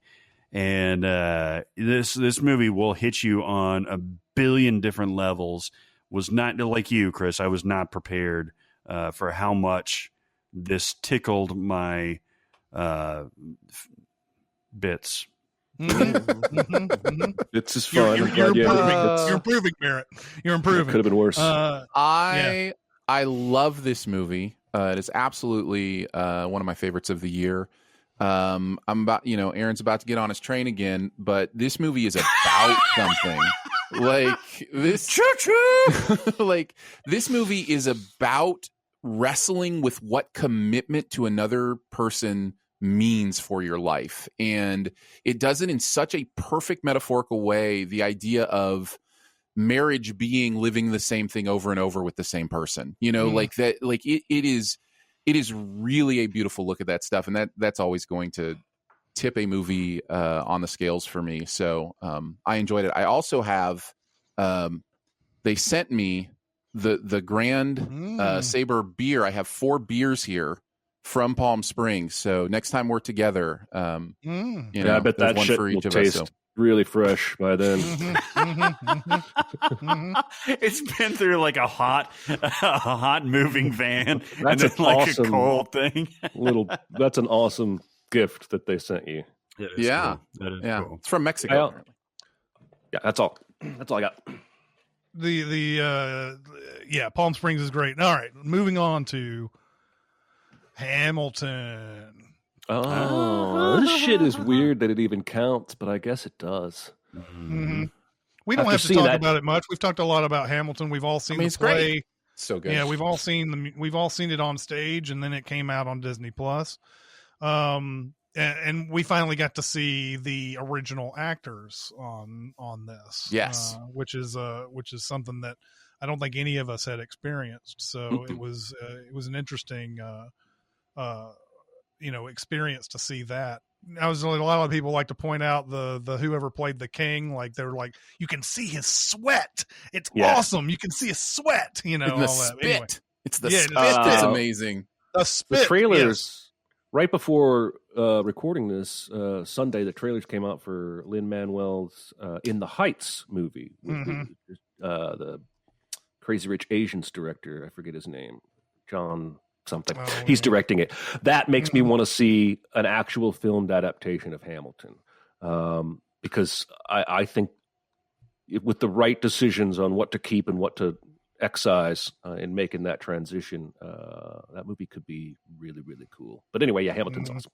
John M. Chu is the director. There you go. Thank you. The revelation of seeing this on Disney Plus was not only to reignite the excitement that I've only seen this one. Well, no, I guess twice. Yeah, on stage. And Lin-Manuel Miranda is terrific, obviously, and it's his baby. But the revelations are Leslie Odom Jr., who's also in One Night in Miami, Philippa Sue, and seeing David Diggs in his glory is something that, God, I mean, it's so good. When you see like perfection, it's just like, God, what can you do, man? I've seen 3 other people play those roles on stage, and then I saw him, and I was like, "Oh, they're all only nailing one of the things he does. He's nailing 5 different things, but each of them is just good at doing one David thing. He is a singular talent, man. That guy's going to the moon. I can't wait to see where he goes." I do want to mention, you mentioned King George, Jonathan Groff, just because I don't know when I'll get an opportunity to shout it out and recommend it to you guys. If you haven't gotten around to seeing Mindhunter, which Jonathan Groff is in, it's a David Fincher TV show. It is so good, and I can't believe more people don't love this show or love on this show. So anyways, Jonathan Groff reminded me of that. We can briefly talk about Showbiz Kids. God, who was the director? Alex Winter did this one. Good doc. Very good doc. Yeah, talk about it. Oh, I only saw it the once, and it made me uncomfortable. Much the same way watching parts of that Britney Spears documentary did, and just the way the amount of pressure that's put on child actors. The one that sticks with me the most is Evan Rachel Wood talking about wanting to just go play, and they wouldn't let her go play. They were like, "No, you're an actress now. You have to be serious about this," and that broke my heart. And it's a story that I think is all too common, and it's insightful. I think you should check it out if you haven't seen it. Yeah. Henry Thomas is a revelation in that too. You don't really, this sound like an old man. This generation doesn't really realize who Henry Thomas is, but Henry Thomas was the hot shit, man, in the 80s, and the fact that he saw it in real time, obviously not as devastating as Evan Rachel Wood, but he saw it in real time where he was like, "I'm going in for these roles, and I've grown and everything." And they're like, "No, we want 12-year-old you. We don't want 16-year-old you with a little wispy mustache." Yeah, they want the child version of them, but they want the adult brain from them. And Mila Jovovich is the same thing, by the way. It's amazing to me that she can tell the stories that she told where it looks like it's not a big deal to her, but it's a big deal. It's a big fucking deal. She's like, "Yeah, I dropped out, and then I ran away at 16 with this guy, lived in Paris for a while, got married." And it's like, hold on. On one of those things, we should probably unpack some of this. Yeah. But everybody handles it in their own way. Well, and that's kind of part of the beauty of the doc, right? Is to see how different it can be, even though there's these threads of the same story. Everybody leads different lives, even, these child stars. It really made me be like, this should be like an annual series where they just get a new handful of, because there are so many child stars who have these stories. And we just, we need to know the pain and the trauma that can come from our need for entertainment. Some of these we don't have to go too much in depth in, but Sonic the Hedgehog was a movie that got a theatrical release and way more fun than you'd expected. But it's also another one of those movies that didn't need to happen because Sonic is as fast as he is. He doesn't need to have a road trip with James Marsden to go to San Francisco and win. He just has to run to San Francisco and go up the building and get the thing and then go. Jim Carrey's having a blast, and it's been a long time since I've enjoyed him having a blast. Because I think he's often having a blast, but I'm not enjoying what he's doing. But here, I was just as giddy as he was. And Ben Schwartz. Give Ben Schwartz all the projects. I think he's great. Yeah, he's great. Definitely.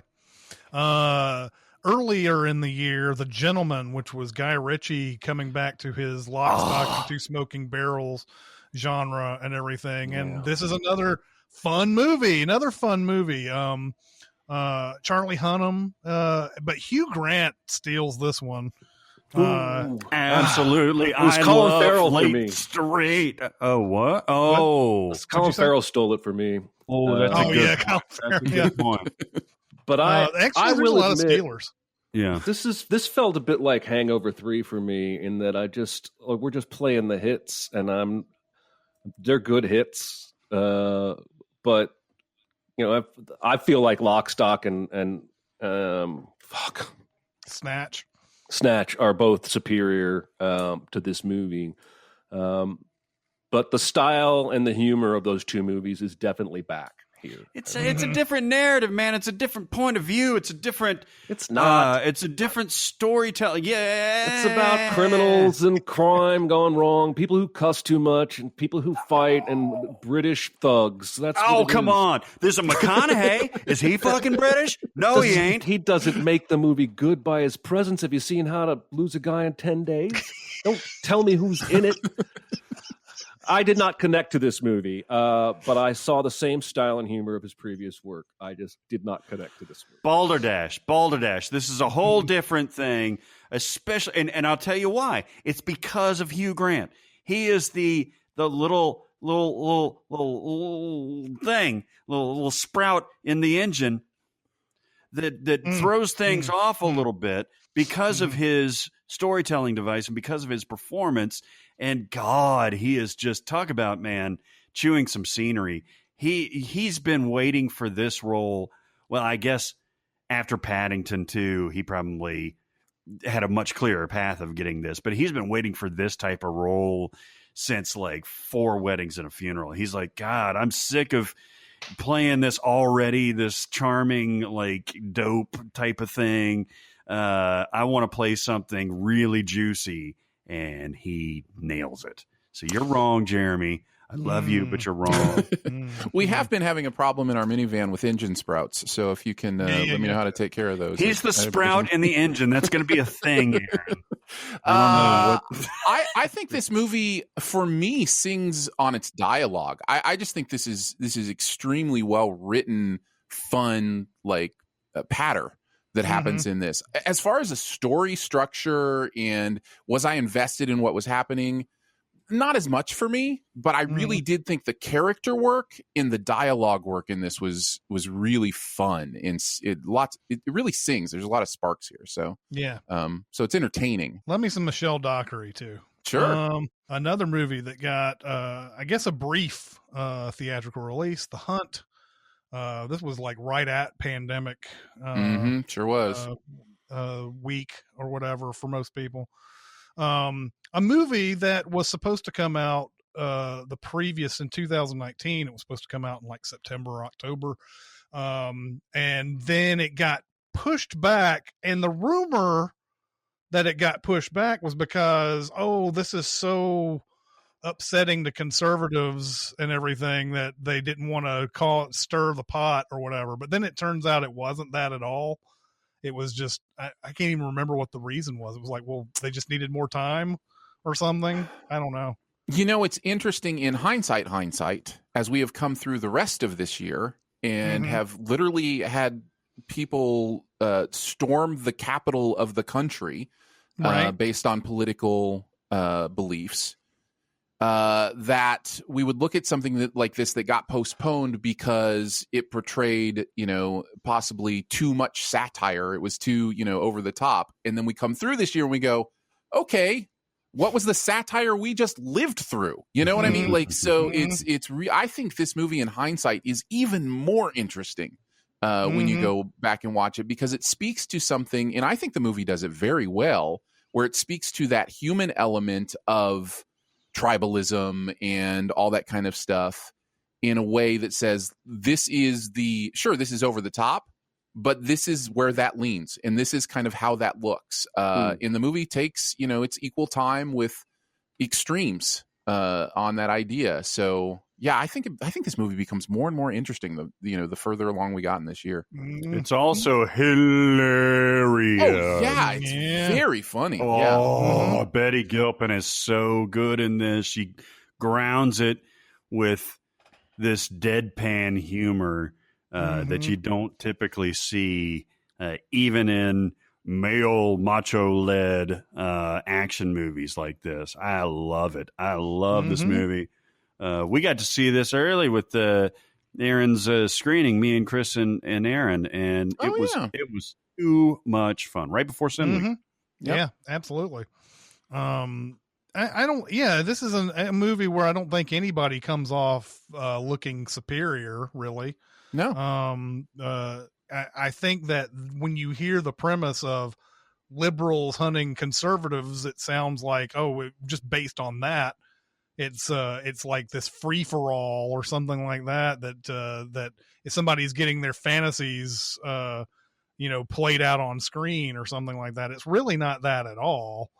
And so, yeah, exactly. Betty Gilpin is another. I mean, this is a type of performance that would never get an Oscar nomination, but God, do I want it to get an Oscar nomination?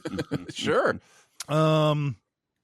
Then we have Yes, God, Yes. That's another one that we've all seen. Go for it. I think this movie is a caricature. Yeah. Like it's not, yeah, I get it. And it's not, and it's not the fault of Stranger Things. It's not the fault of homeboy that played in Veep. It's for a second there, I was actually thought you were know. blaming Stranger Things, not. I thought not Natalia Dyer. This movie beats you over the fucking head with its stunt cock, and I'm not having it. It's not bad. It's just, come on, we get it.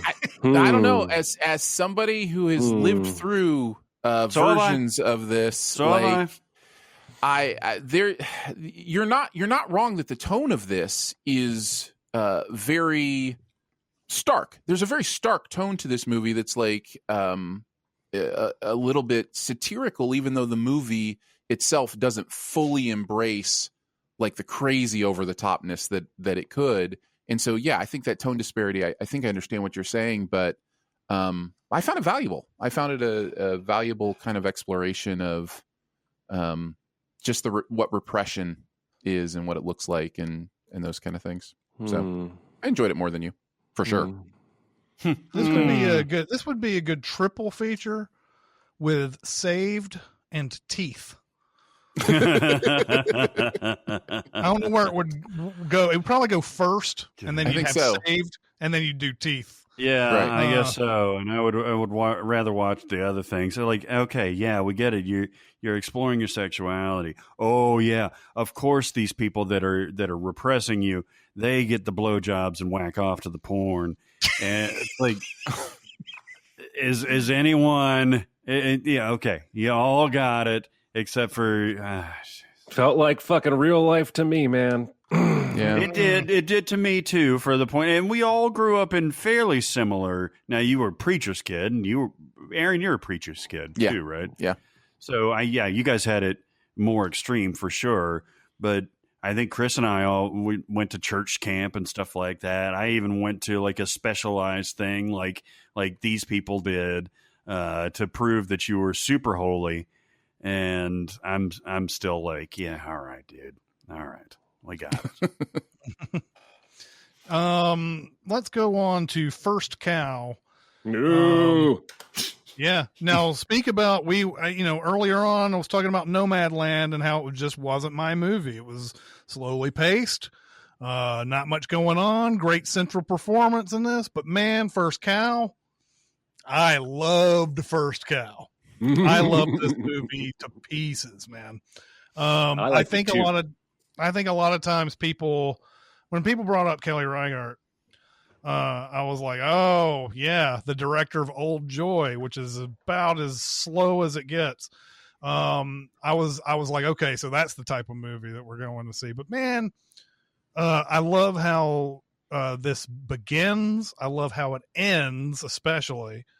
But I just love the fact that there's this friendship that evolves, and that, you know, it's all about, you know, stealing milk from a rich guy's cow and then making unbelievable desserts out of it. And it's something just tremendously enjoyable to watch. I can't explain it. Why is this movie to me way more enjoyable than Nomadland? I think for me, I just wanted to be there. It was so beautiful, and the relationships were so.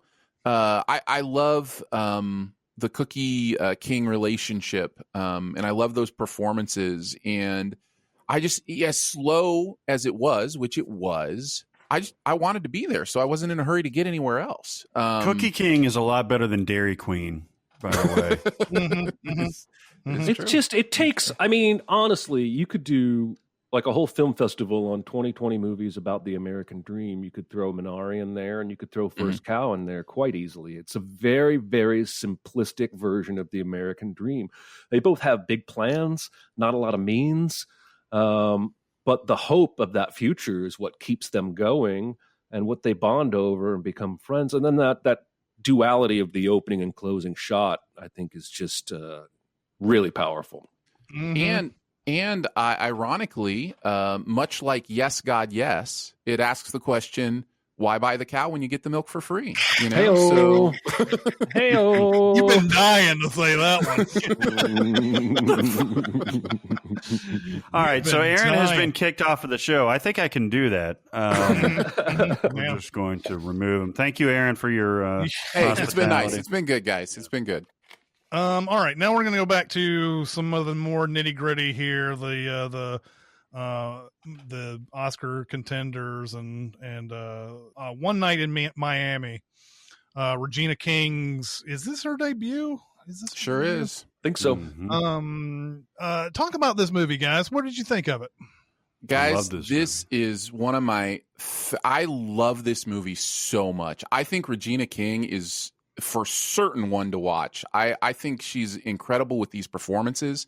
She knows exactly how to put them together in interesting situations and bring out the right angles to that scene with Leslie Odom Jr. And Malcolm X. Why am I forgetting his name? The actor, Kingsley Benadir. Yeah, Kingsley Benadir. Yeah. Those two together in that scene was some of the most compelling film I saw all year. I just like listening to them talk about what it means to be a person of color, where that responsibility lies. I could have watched that for 5 hours. I loved it. There's a million things to love about this. You're absolutely right. The fact that they humanize Malcolm X in almost a way that you didn't even see from the Denzel performance. I mean, he's charming, he's funny, he's human, but yet he's still faithful. He's still the guy that you think he is. When he goes off to call someone, you're like, oh, is he calling a mistress? Is he calling somebody, untoward or something like that? No, he's calling his wife. He's calling his kids to check in. And that humanizes him. The guy that's playing Ali, Eli Gorey, having spent a lot of time in Louisville and seeing a lot of archival Ali footage, there's a mannerism that he speaks in which, I know I'm comparing biopics, that even Will Smith didn't get. That the way he pronounces his vowels, that's Southern but not real. It's West Louisville Southern, and he nails it. He absolutely nails it. What I don't like about this movie is the setting. It's fictionalized, obviously, but it's ridiculous to me to think that he's coming off of knocking out Sonny Liston and he's going to chill in this motel room with 3 other dudes with ice cream for 4 hours or whatever it is. Yeah. But get past that, everything about this is gold. Yeah. It keeps it, I don't know, I guess that's where they want it to be intimate, right? They don't want it to be one of these sort of sprawling all over the city thing. But when you say One Night in Miami, that's what it seems like, right? It's like they're going to be in Miami hanging out in a whole bunch of places. It's not. This is more one night in some motel lodge that you could be in anywhere. One night stays in. Yeah, it is a weird title. It's the kind of title, if you didn't know anything about it, you might think really wrong ideas about where this movie is going to go. It's still on my list of shame from 2020. I haven't seen it, but it's at the very top of my list. So. Woo! Jeremy, you should watch this just to hear Leslie Odom Jr. sing as Sam Cooke. It's probably his presence is one of the most exciting things about the movie for me. It's one night, but there's one flashback where Malcolm X is telling them about a performance that he saw of Sam Cooke in Boston, and it is dynamite. It will give you chills. I can't wait. Yeah. The other thing I wanted to mention about this is it is also based on a stage play, and so again, the singular location makes sense for that kind of idea. But what I love that Regina did to open it up is each character gets this opening scene that says so much about them that's outside of this moment. And I thought those were really well done, really set the stage for these people as human beings and to spend this time with them. I will also mention Kemp Powers, who wrote this, also was co-director of Soul. So what a year for Kemp Powers. Yeah, man. So yeah, I could go on about this one. This is my jam. Then Da 5 Bloods, Spike Lee's movie that came out on Netflix, about a bunch of Vietnam vets who go back to Vietnam to try to find gold that they buried when they were out there and everything. And once again, Delroy Lindo, man, should have been nominated for this movie. This was the performance that everybody in the world was like, oh, he's a shoo-in. He's going to win this thing. That's how good he is. And he doesn't even get nominated. Yeah. This movie itself didn't really get nominated much. I think it got one nomination for its score. And I think that was it. This movie is so much better than that. Now, there are things about this movie that I could, nitpick and talk about as far as things I didn't like. But man, Boseman's in this one too, doing good work. And these guys together are so great to watch. There's a camaraderie here that is so interesting and fun. And Spike Lee is doing something different with a male lead of color that I don't know I've really seen, kind of wrestling with what it means to be a quote unquote conservative, or, he even wears the MAGA hat, right? So that is definitely part of what's going on here. And I know Delroy talked about how at first he almost didn't take the part because of that part of it. And he and Spike kind of went through that and talked about what it means and where it was going. And I think this movie's doing some really interesting things. And it's just an interesting story too. It's very Treasure of Sierra Madre. That was definitely intentional. But it works, I think. Yeah. I had a little bit of a problem with the juxtaposition of the treasure hunt and the Vietnam stuff. Yes. I felt like there were two different movies in here that if Spike Lee had decided to go, he could have made two movies. He could have made the Vietnam version of this and then the treasure hunter version of this. And they, and they would have been two stellar movies on their own, but put together, I was like, just when you're getting excited about the treasure stuff, and it goes to the Vietnam stuff. And then you get, the Vietnam stuff's pretty interesting. And then we're going back to the treasure stuff. Yeah. So like it's a movie that I definitely need to see again, because I think it's one of those, when you have the initial shock of that, it's hard to get through, but when you watch it again, it won't be that big of a deal. So I need to watch that again at some point. Yeah.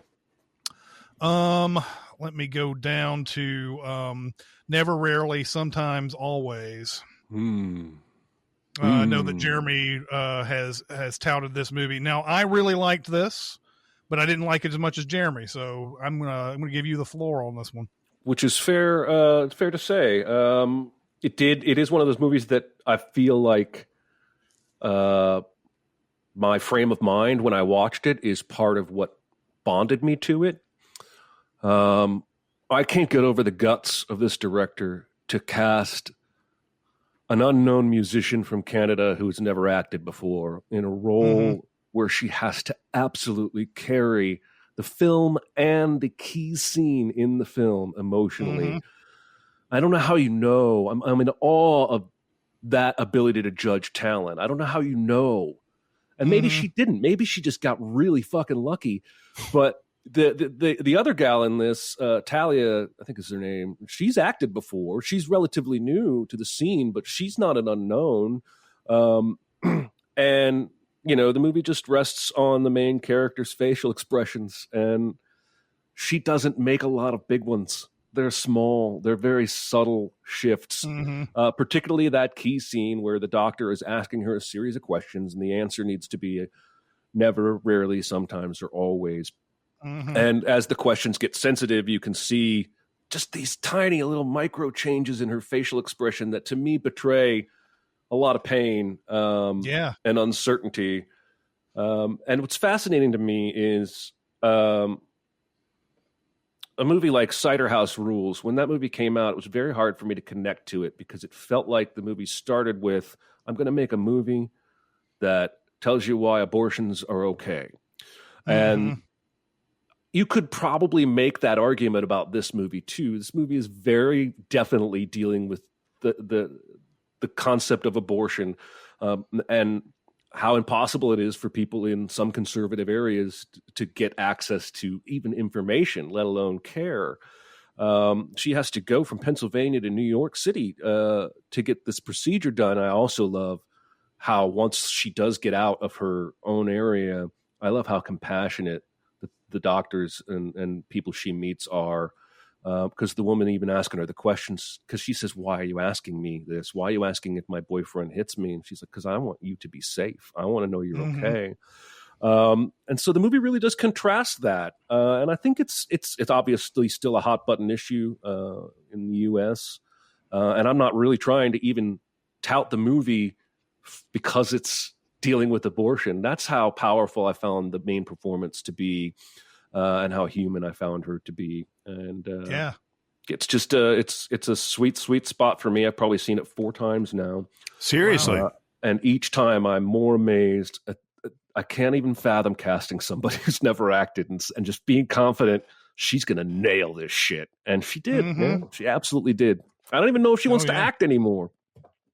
Yeah. Anyway, I love it.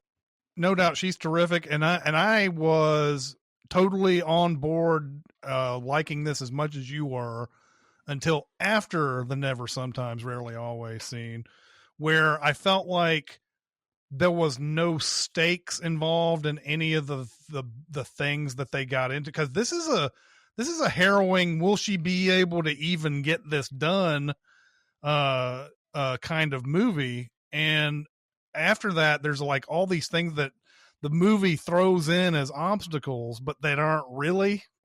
They're just kind of there to make you worry a little bit, and then they're nothing. That was the only thing that knocked this down a little bit. But I agree with you. This is a powerhouse performance from her, and this is a movie that you definitely want to see. It's definitely a really good movie for sure. I can totally see why you would say that. I have no beef with that take whatsoever. For me, at the end, what I at least feel like they're trying to go for, and maybe I'm just making excuses, is that it's a 2-day procedure. So she can't even fucking get it done and go home. She has to get it done and find a way to kill 16 hours riding the subway and bowling with the creepy guy. And then they don't have the money to get home. And so I feel like it was at that point, the director was basically saying, even when you can get to care, it's still an ordeal. It's still really, really tough. And, you know, as a man, you know, I feel like I needed this movie in my life to better understand some things. For sure. I want to talk a little bit now. I think I have about 2 or 3 more like really really deep movies, and then we'll run down. Okay. Miss Juneteenth was a movie that Barrett and I got to see over the summer, I believe, and we got to Aaron. talk. Well, were you also a part of that I was. interview? I was. I don't even remember you being part of that interview. I'm sorry. Well, I'm kind of a dick. Good to know. No, it's fine. It's totally fine. No, so yeah, all of us got to see that during that time, and we got to talk to Channing Godfrey Peoples, the director of this movie, and this was one of the best experiences we had with a screening and then an interview and everything. It was just this is just a really good movie, and it's about this beauty contest that centers around the Juneteenth holiday and everything, and it's about a woman who has won in the past and has a daughter who's about that age now, who she wants to go through the contest and everything. And it's really just a slice of life thing with her and her daughter. And it's just, it's so good. It's just another one of these movies with the ending scene is one of my favorite of the year. One of the last shots of the year is great. Yeah, and it's another one that's likely to go under the radar for a lot of people and just to be missed. And so, yeah, full-throated recommendation, not to let it fly by you if you have a chance to check it out. Mm-hmm. Yeah. Another one in the Oscars is Another Round, which it got a director nomination. Sure but it got did. almost nothing else, which is really strange. Now I was a little hesitant to watch Another Round at first because I thought, this is just going to be a movie about a person dealing with alcoholism, and it's just, and it's just going to be the same thing that we always see with these movies. It has nothing to do with that, really, although there is alcoholism in the movie. But it's about a bunch of teachers they've discovered a philosophy that somebody wants to live around. Like we don't have enough alcohol in us to start the day. Like a 0.05 is a good amount to have, and you can do the things that you're supposed to do at a better level at 0.5 or whatever, or 0.05. And so they do this experiment of teaching their classes while being 0.05 drunk, essentially. Of course, some of them go a little bit too far, and everything. But Mads Mikkelsen, man, this guy's so good. He's good. Incredible in this. You talk about great final scenes. This is another one that I'm just like, this is in the running for best final scene of the year. I will put it this way. I tasted my first alcohol accidentally on our honeymoon when they accidentally didn't send us the whatever, and they accidentally set us actual champagne. I didn't purposefully drink any alcohol till probably within the last few years, and tried wine, some different things. But my relationship to alcohol has been, I don't get it. I don't understand why that's something that people enjoy, people would want to do. There's a bitterness to the taste. Like, what is this? This movie, for the first time in my life, made me understand why people like alcohol. Like what it is about it that is joyful, interesting, adds something to their life.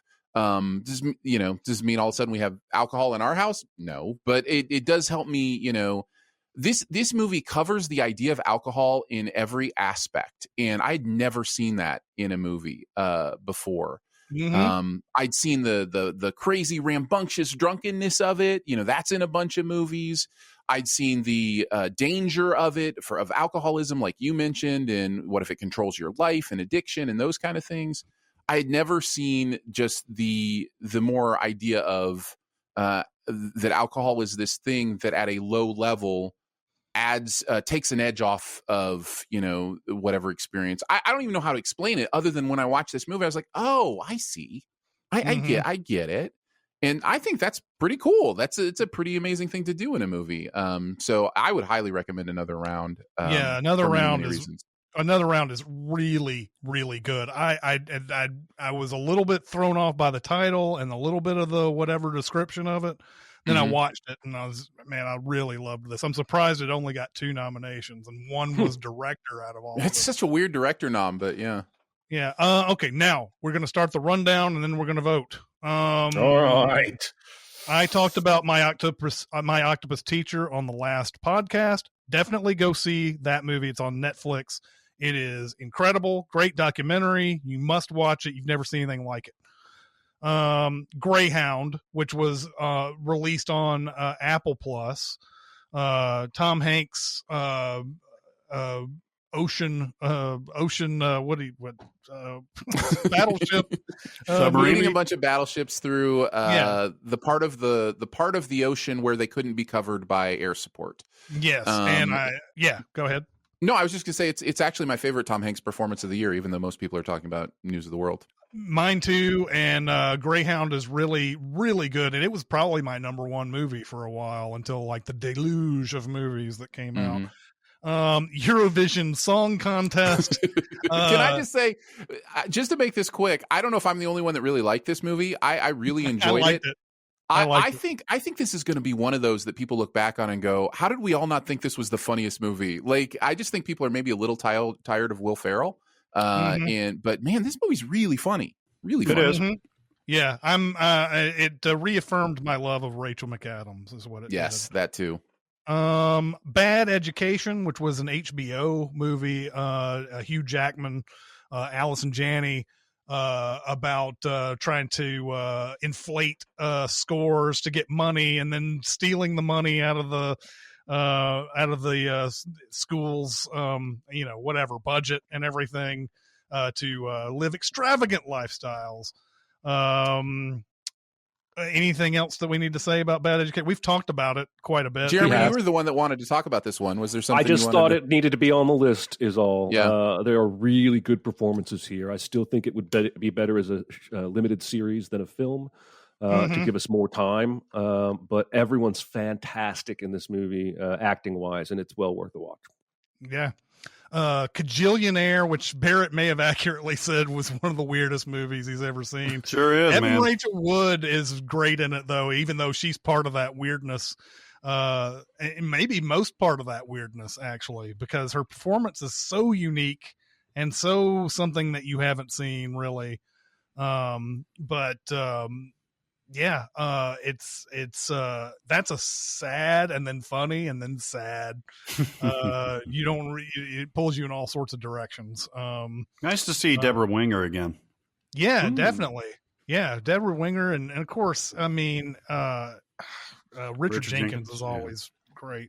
The King of Staten Island, Judd Apatow's movie that came out. I guess it was mainly on VOD. I unexpectedly kind of love this movie.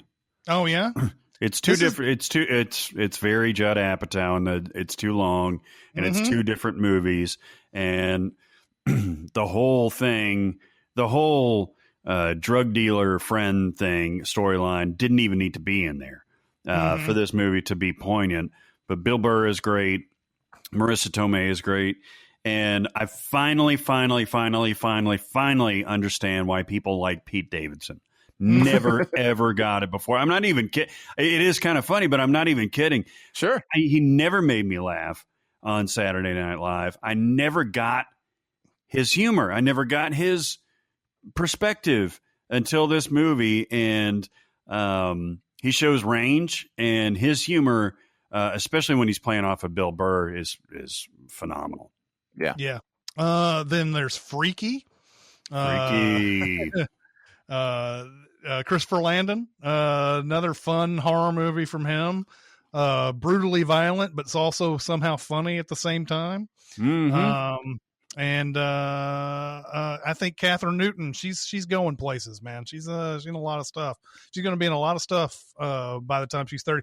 I think she's already on the way of having 100 credits on her IMDb by the time she's like 30 to mid 30s, unless she takes a break somewhere. And this movie has my favorite cinematic kiss of the year, bar none.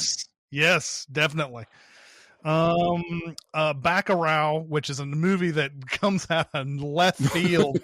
It starts off, I actually didn't know anything about this movie coming in to watch it.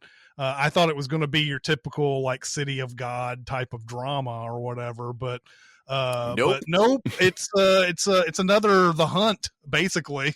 Except it's down in Brazil, and it's got a different conspiratorial nature to it, and it's a fun movie.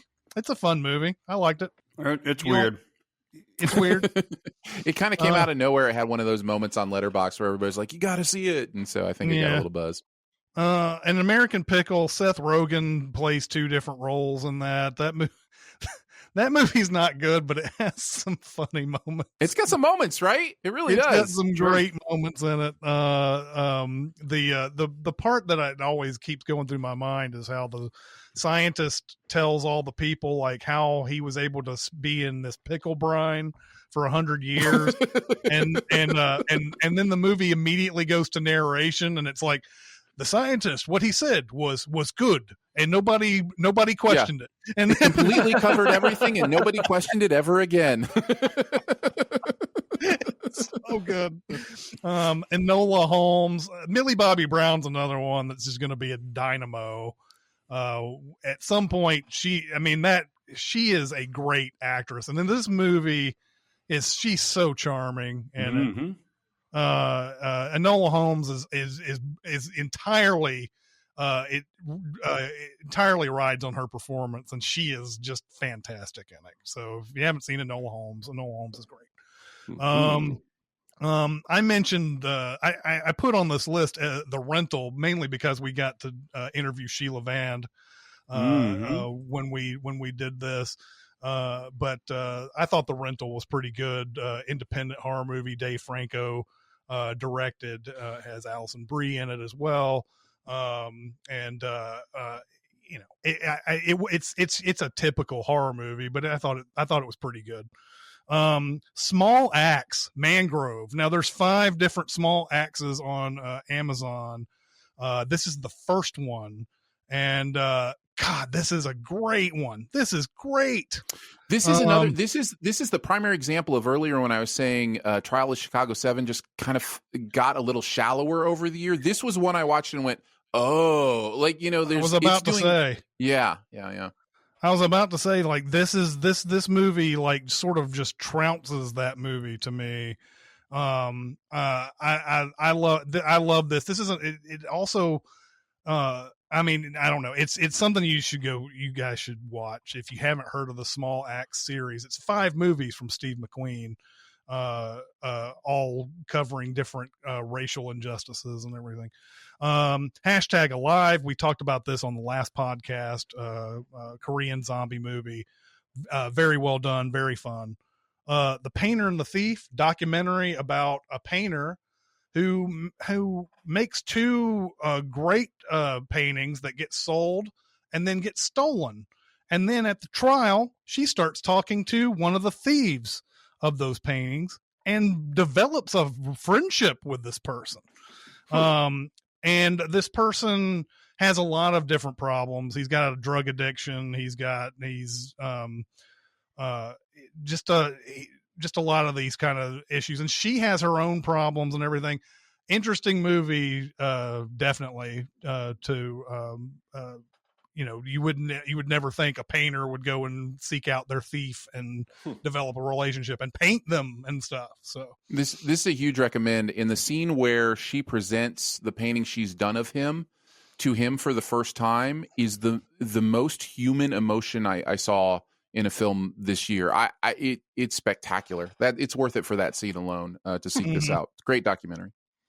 Dick Johnson Is Dead, about a woman who follows her father around, and she knows that he's going to die soon.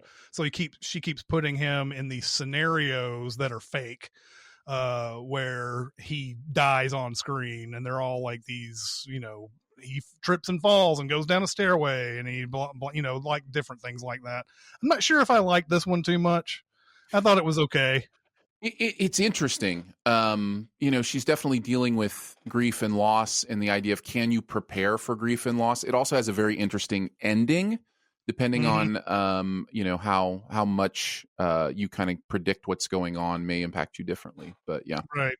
Run, which is Sarah Paulson, and I can't, the girl that plays her daughter is sort of a newcomer. I can't remember the name. But Run is I don't know if is it a spoiler to say that Sarah Paulson is keeping her daughter. As the movie is presented, yes, but also it's been a while, and people probably, if they know of this movie, know that about it. Yeah, it's So, another movie where people are being held in a place with against their will. I thought it was Kiera pretty good. Allen is the girl's name, and she is a wheelchair user in real life and in this movie. So yes. Yeah, and it was pretty good. I would actually recommend watching this. Boy State, which was a great documentary about Texas kids going to compete as Republicans and Democrats in a big, huge, I don't know, conference Kind of like some sort. Yeah, politics camp in some Politics ways. camp. Yeah. That's a really good. That's a big recommend for sure. The Old Guard, which is the Charlize Theron action movie that came on Netflix. I wasn't a big fan of this either. The next one's Extraction. I think those two kind of go together for me. It's Netflix trying to do big budget stuff, and it was an interesting year to see them kind of take a shot at that. Yeah. I think The Old Guard is better than Extraction, but yeah. They're both better than Six Underground. They are. There was that one too. Possessor, which is it's an interesting movie for a while for me. Possessor is. This has Andrea Riseborough as a killer who gets into other people's bodies to make a killing look like something that's it's not an assassination. It's somebody who's actually involved with a family or involved with or sometimes they're random people, whatever. And I liked it to a point, and then I think it started to go downhill for me. Once there was, I don't really want to get too deep into it, but it started going downhill for me. I thought it was okay. This is a movie I need Barrett to see. I think this is right up your alley in a lot of ways, but you may have that same experience of the movie kind of falling apart a little bit towards the end. But the concept, I think you'll really dig. The Wolf of Snow Hollow, that movie's pretty nutty. The guy who directed it is the guy who's the star in it. I can't remember his name right off the bat, but his performance is unhinged and weird. And it's the only thing you're going to be able to concentrate on through this whole thing. But this is a wolf movie. There's a werewolf movie where, he is the one who's like, there's no such fucking thing as werewolves. I know that I'm right, and stop saying there's werewolves. and so everybody's running along with this story that there's werewolves going on. This was a Josh Childs recommendation. He's a big fan of Jim Cummings, the guy who did this. So he recommended it to me. I checked it out. It's very independent. Although Robert Forster's in this, Ricky Lindholm, Jimmy Tatro, some of the names you might know, and it's really quirky. So if you can get on board with the quirk, you may have a really good time. It's interesting. It's definitely interesting. Yeah, for sure. Bill and Ted Face the Music. I hated this. I didn't think it was good at all. And it got weirdly positive reviews too, and then it just ended up being a lot of nothing, really. I still see people like multiple times a day saying thank you to them for making a movie we desperately needed during the pandemic. And I think there may just be some mix of nostalgia with pandemic stress that for some people this paid off. I haven't seen it, but I doubt I would enjoy it. I think those first two movies are hot garbage. I mean, it's exactly what we've had to deal with movies that have a 30-year gap between the last time the movies came out. And the movies just aren't the same. Our society is not the same. And then they should have just focused on their daughters. The daughters were the best part of this movie. I agree. Samara Weaving was great in this, and they should have just kept it with that and then have them play cameos or something. They could have still kept the Bill and Ted name. They just, I mean, I didn't like this at all. I'm thinking of Ending Things, Charlie Kaufman's movie that I don't think anybody understood. I kind of love this movie. This movie has stayed with me. Yeah, that's why I wanted to talk about it. I think, and maybe it's also that I just recently watched Oklahoma, and there's so much about this movie that is really kind of based in that character whose soliloquy he gives at the end and sings. And I just found, once I connected to the idea of this as a man who tried to write his own fantasy of what his life was like, I connected to it differently and thought it worked, but it's weird, man. Is it Charlie Kaufman weird? Yeah, sure. Man. I did not connect to this. And now 3 more, and then we vote. Greenland, and these are all you, Aaron. Nobody has seen these. Greenland. What about it? These are I really want to hear your all opinions on these, so I'm going to mention them to you, all stars. Greenland is it's like a throwback to old school disaster movie that I wasn't expecting to like, and at the end of the day, just kind of enjoyed. And I'm really curious as if I'm crazy. And so I want more people to watch it and let me know. But I've heard some other positive response to it, so I think you guys might like it. Relic is the horror movie of the year. That for me as a non-horror fan really nailed me. I was out on this movie for 70% at least of this movie. And then the way it handled its metaphor about dementia at the end just sucked me right in. And then it was a totally different movie for me. So I just thought I'd mention it. Relic is the name of that one. And then Let Them All Talk is probably one of the most Oscar baity movies that Netflix put out this year that got absolutely no Oscar attention. But I think this one might sneak up on one of you guys. Like, you may just catch it someday and just be like, oh, this is like a really interesting, slow-paced, fun story of a group of older female friends taking a cruise. Like, and they're all great performances, and they're really interesting characters. So this is one I can see later in the year sneaking up on you guys, like, and just being like, oh, how did we never, watch this one? So I wanted to mention it to you. But that's Meryl Streep and Diane Wiest. And hey, these kind of recommendations in the past have turned out to be things like Blind Spotting. So taking it lightly. Well, but this year, a lot of those we actually covered because Chris went through like a lot of that list this year, which I really appreciated to hear his thoughts on all those. So yeah. Cool. All right, so it's time to vote, and what's going to be our SinCast? I got my predictions ready. Year? I'll go ahead and start, guys. My favorite movie of 2020 was Palm Springs. It's a good choice. It's definitely a good choice. I am 0 for 1. Mine's Freaky. Really? Are you serious? No. Okay. I tell you what, the one that I'm going to watch the most, I know, is The Trial of the Chicago 7. I'm going to watch that shit over and over and over. I've already seen it 3 times. Probably the only movie from this year that I've seen 3 times. But first of all, it doesn't have a chance to win. So I'm going to go with my second choice, which was very, very No. This how this works. Trial of Chicago 7 is your choice, and then we'll go to the second choice if we have. We'll figure it out. So, all right, it's mine doesn't have a chance to win either. And I'll tell you right now, I don't think any of our first choices have a chance to win. All right, go ahead. I don't know. Maybe Dicer.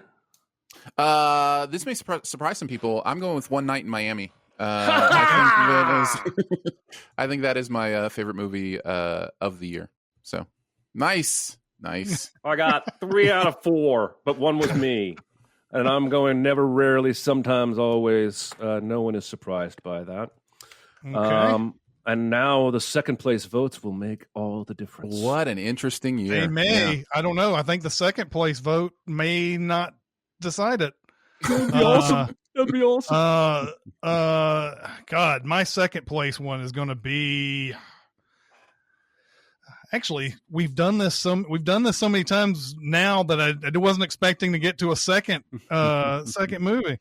But I've got a Jesus. Do you want to go in reverse order as we pick the first round? Okay, sure. Jeremy, that means you go first. That just fucks everything up, dick. Minari. Okay. Soul. It's my number 2. My second one is Promising Young Woman. Nice. So we're naming all of the movies. Is anybody keeping up with this? I'm keeping up with these. Yes. Okay. I think my Jesus. I'm trying to remember what I gave Aaron that one time when he asked for my top 5. I can look that up if you want. Look that But up. that was and a- tell me that what was I a- had as my second. I will look that up, but that was a while ago. Freaky. I think it was freaky. It's I freaky. think you're is your freaky, second. and I like you a lot. There's like 3 that I could put in there, and it's none of what you guys have said. So, The further we go, though, we almost guarantee that the fans are going to hate what we settle on. This is going to be a When Harry Met Sally all over again. it might be. You said for your number 2 in the list that you sent me, you had Soul at number 2. I had Soul at 2. Okay. Mm-hmm. I mean, All right. well, that's 2 votes, 2 second That place. means votes Soul for wins, Soul. right? Yeah. Well, Does that's it? kind It of does. yeah. Based on that, There it is. I don't know. You can I don't change your know. vote, We Chris, didn't, if you want. That was a long time ago. we So- didn't It assign was. numbers to them. I feel like I should go Minari number 2. That's what you had at number 3. So I'm going to go with Minari on 2, and I think Minari wins based on Yes. that. Yes. Yay. Yeah. Yeah. So yeah, Minari. I think that's a great choice. I just don't think it's anything that anybody would expect to be. I think it works. out of this, Yeah. but it definitely works for sure. I think it works. We all liked it. Mhm. Nobody's like, fuck my movie. I hate Minari. So, Right, it's not right, a When Harry right, Met right. Sally. Yeah, it is not that. So yeah, so Minari is our 2020. Yay. Well, that was a long podcast. We'll just go right into the end of this. Thanks Aaron for coming on and No problem. giving us your opinions and knowledge and things, and appreciate it very much. It makes our show so much better. Oh, thank you. Appreciate that. Yeah. All right. Keep going to SinCast presented by Cinemasins on Facebook. We're also on Cinemasins Twitter, Music Video Sins Twitter, Discord, and SoundCloud. If you want to get on Discord, go to Facebook and private message me, and I'll give you a link there. And that's going to do it for this podcast. It's Chris Atkinson, Barrett Scher, Jeremy Scott, and Aaron Dicer. We'll see you next time. Thanks for listening. Comment on our episodes on our SoundCloud page. Check us out on YouTube, Twitter, Facebook, and Reddit. And be sure to visit cinemasins.com.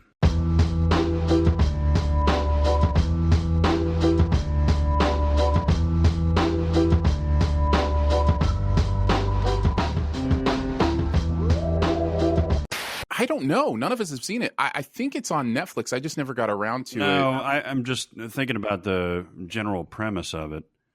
Well, I mean, I wouldn't know since I don't study on what stuff is about. But Oh, it's Dylan O'Brien. It's the one, Chris, that one of the directors was talking about. Oh no, Kevin was talking about. It's the Zombieland knockoff. Oh, that's right. That's right. How was that Oscar nominated? visual effects. Got a visual Was effects nominee. Zombieland Oscar nominated for visual No. effects? I mean, I don't remember, but I don't think so. That's a What? guarantee. That is an Yeah. absolute guarantee. That is. Yeah. Yeah, there's no doubt about that. Yeah. Are you serious? Oh yeah. Mm-hmm. I'm not sure I'm comfortable with that. Just from the sheer fact that this off on the wrong foot. just from the sheer fact that there are so many people who have said, like, I always hear your voice when I'm watching movies. That alone would tell you that. Yeah, You and know. they play the ding noise when they're done. Like it's like Yeah. it's Oh, the yeah, whole exactly. thing. They have a bell. Ding. Yeah. Oh yeah. Yeah. Sometimes they reverse a sin. It's pretty Sometimes. awesome. Mhm, yeah. Mhm, What'd you say? Reverse a sin? yeah. Mhm. Yep. Oh yeah. Yeah. It's the sound it makes. Do you ever get annoyed when it's like your 4th time of the day and somebody's masturbating about you? It's Yeah. just like, come Exactly. on. I'm Trying to work feel here. I feel like Matthew McConaughey in Wolf of Wall Street. You jerk off? Yeah, 2 or 3 times a week. Now you got to jack that up to twice a day. Speaking of McConaughey, I was watching Contact just before we got on, Nice. and there's a part in there. I don't think we send this, but there's a part in there. It's so silly that I feel like we had to have done it. But like when John Hurt makes his first real appearance in that movie, and he shows Airway all the, he's like, he's like, I found the 3D drawing or whatever. He's like, and so it's like these 3 drawings that apparently a whole bunch of really smart fucking people have been looking They're not at. thinking like a vegan. and there's like a thing that's common to every one of them that ends up being the thing that he puts together to make it 3D and everything. And I'm like, like they put the thing together to make it 3D, and she's like, of course. And I'm like, yeah. Well, you see how like he puts all the different pages together and everything. It's like they don't line up into a circle, and it's like they're not thinking like a vegan. And then he does that whole thing. And you're like, dude, not only should you be thinking 3-dimensionally, you should be thinking 4-dimensionally at this point. Exactly. I mean, the whole thing is written so that John Hurt can have an appearance, and I understand that. But like, God, it's so simple. It's so ridiculous. There's like the most smartest people in the world are looking at this. I tell you what, McConaughey is terrible in that movie. He's terrible in that movie. Yeah. He's like, Ellie. Yeah. I'm a man of the cloth. Without the cloth. Without the cloth. Without the cloth. Yeah. I can't in good conscience let anyone go up there who doesn't believe in God. That's the part that like hurts the most watching that movie. This is that whole thing. I don't know, man. Feels like how it would happen. And no, that's the thing about Contact, is that everything in that movie would happen. Absolutely. Absolutely everything. It's just hearing McConaughey go through all that nonsense when he's a little bit smarter than the average bear. You know? Carl Sagan may have been a mutant, man, or like an alien himself. It's like he predicted and just like Neil deGrasse Tyson is a genius, obviously. But I think Sagan was even like, pardon the pun, light years ahead of him. The more I hear about Neil deGrasse Tyson, the more it feels like he is one of the best like TV ready scientists. Yeah. Whereas there are a lot of other scientists who are far beyond what he is. He's I don't know about his, total intelligence level, but what his strength is taking really complex concepts and explaining them in entertaining, simple ways. And that's what I think you mean by TV ready, right? He's the guy who can write a book like whatever it's called, The Galaxy for Morons, or whatever he called it. For people with no time. And that's what I appreciate most about him is that, and I think Bill Nye is very much the same way. There's an uber intelligence there that impresses me, but then the way they can break it down and just explain it to me, like I'm never going to forget that Neil deGrasse Tyson show where he told me, he told all of us, well, Chris, you were there, that if you shrunk the world down to the size of a cue ball, it would be smoother than a cue ball. Yeah. I lost sleep over that. It just seems like, mountains are so fucking tall. And right. How is that possible? But, I don't trust cue balls anymore either. Yeah. Don't trust them. Yeah. Oh, there's going to be something in those crevices I can't see or feel, man.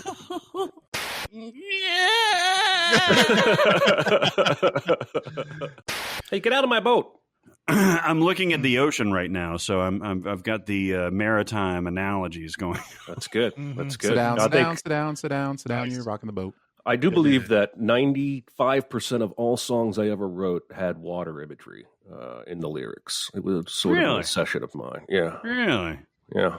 Even you may have noticed even one of my books has heavy water imagery. What, the second one? The third one. The Currents. third one? Currents. Yeah, that's the one where he keeps dreaming and he's in a river. And well, no, but yes, obviously. But the second one, Strings, has the one where they're in Lake Michigan, right? And they have to be teleported out. I wrote it. I didn't memorize it.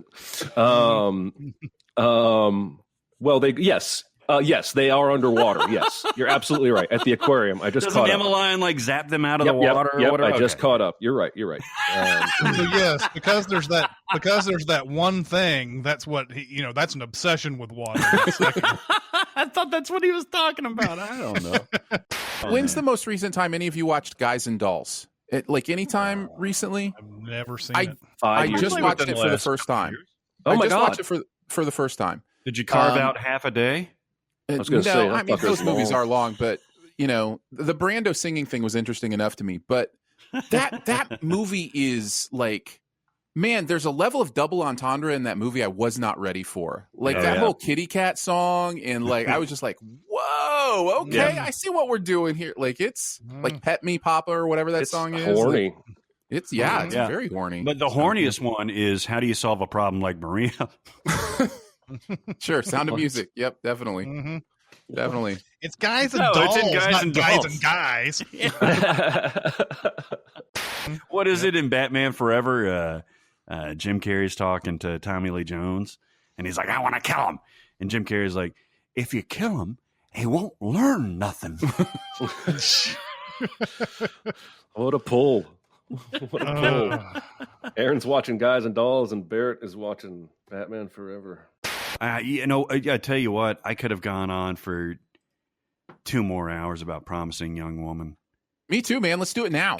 Let's do it now. Let's talk more about Promising Young Woman. What did you think about the ending?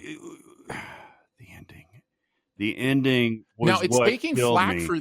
And I love how they set up that ending. So it's Emerald Fennell. Mm-hmm, yeah. She set up that ending by setting up that visit with Alfred Molina's character so perfectly. And you're not expecting that at all, because you see the Connie Britton character and you're like, that's how things are. Yeah. And then this movie is all about sweeping your legs out from under you at every turn, especially at the end. There's no way that ending is going to happen. And yet, here we are. And yet, it's still a happy ending. So it's taking some flack for the ending, and it's an interesting thing that I wouldn't have thought of from my perspective, but I'm glad to hear others' perspective on it, especially from people of color who watch the movie and see the ending of, oh, the police are here to make it all right, and just going, really? Because oftentimes the police go with the patriarchy. Look, the police go with you mentioned Get Out, man. It's the same thing with Get Out. Like, oh, the police are, oh, shit. but because... Except for this movie doesn't do the second part of that. This movie makes it seem like that's the happy ending, right? Like that everything's going to be okay now. So, and I wouldn't have thought of that. I don't know that impacted my experience, but I was really interested to hear other people talk about it and, how that impacted... how they felt about I the do movie. understand that, because it's the I think that's why that Alfred Molina part is so important, is to justify that. And from what I see from the director's tweets, Emerald Fennell I think it's Fennell. She is absolutely just giddy about she's having so much fun, man. Any of these nominations. Is she nominated for director? She is. I mean, God bless her. She has made just a crazy, crazy good film. Anyway. Yeah. You guys are dicks. All right. Give us back Terrence and Phillip, and we'll give you something to cry about. This is about diplomacy. But so did you hear the 3 kids that she has with Gavin Rossdale? No. So she's got that. So that's when I cut out, and you guys were all looking amused, and I was like, "Yeah, these names are weird, right?" Yeah. So you had Kingston Rossdale, Zuma Nesta Rock Rossdale, and Apollo Bowie Flynn Rossdale. What are the ones that people are going to be like, how did you not talk about? Yeah. There'll always be those. Really, I don't think there will be many this time, though. No, I don't think so. Unless all the downhill fans come out of the woodwork. Oh, yeah, downhill. Forgot about that, yeah.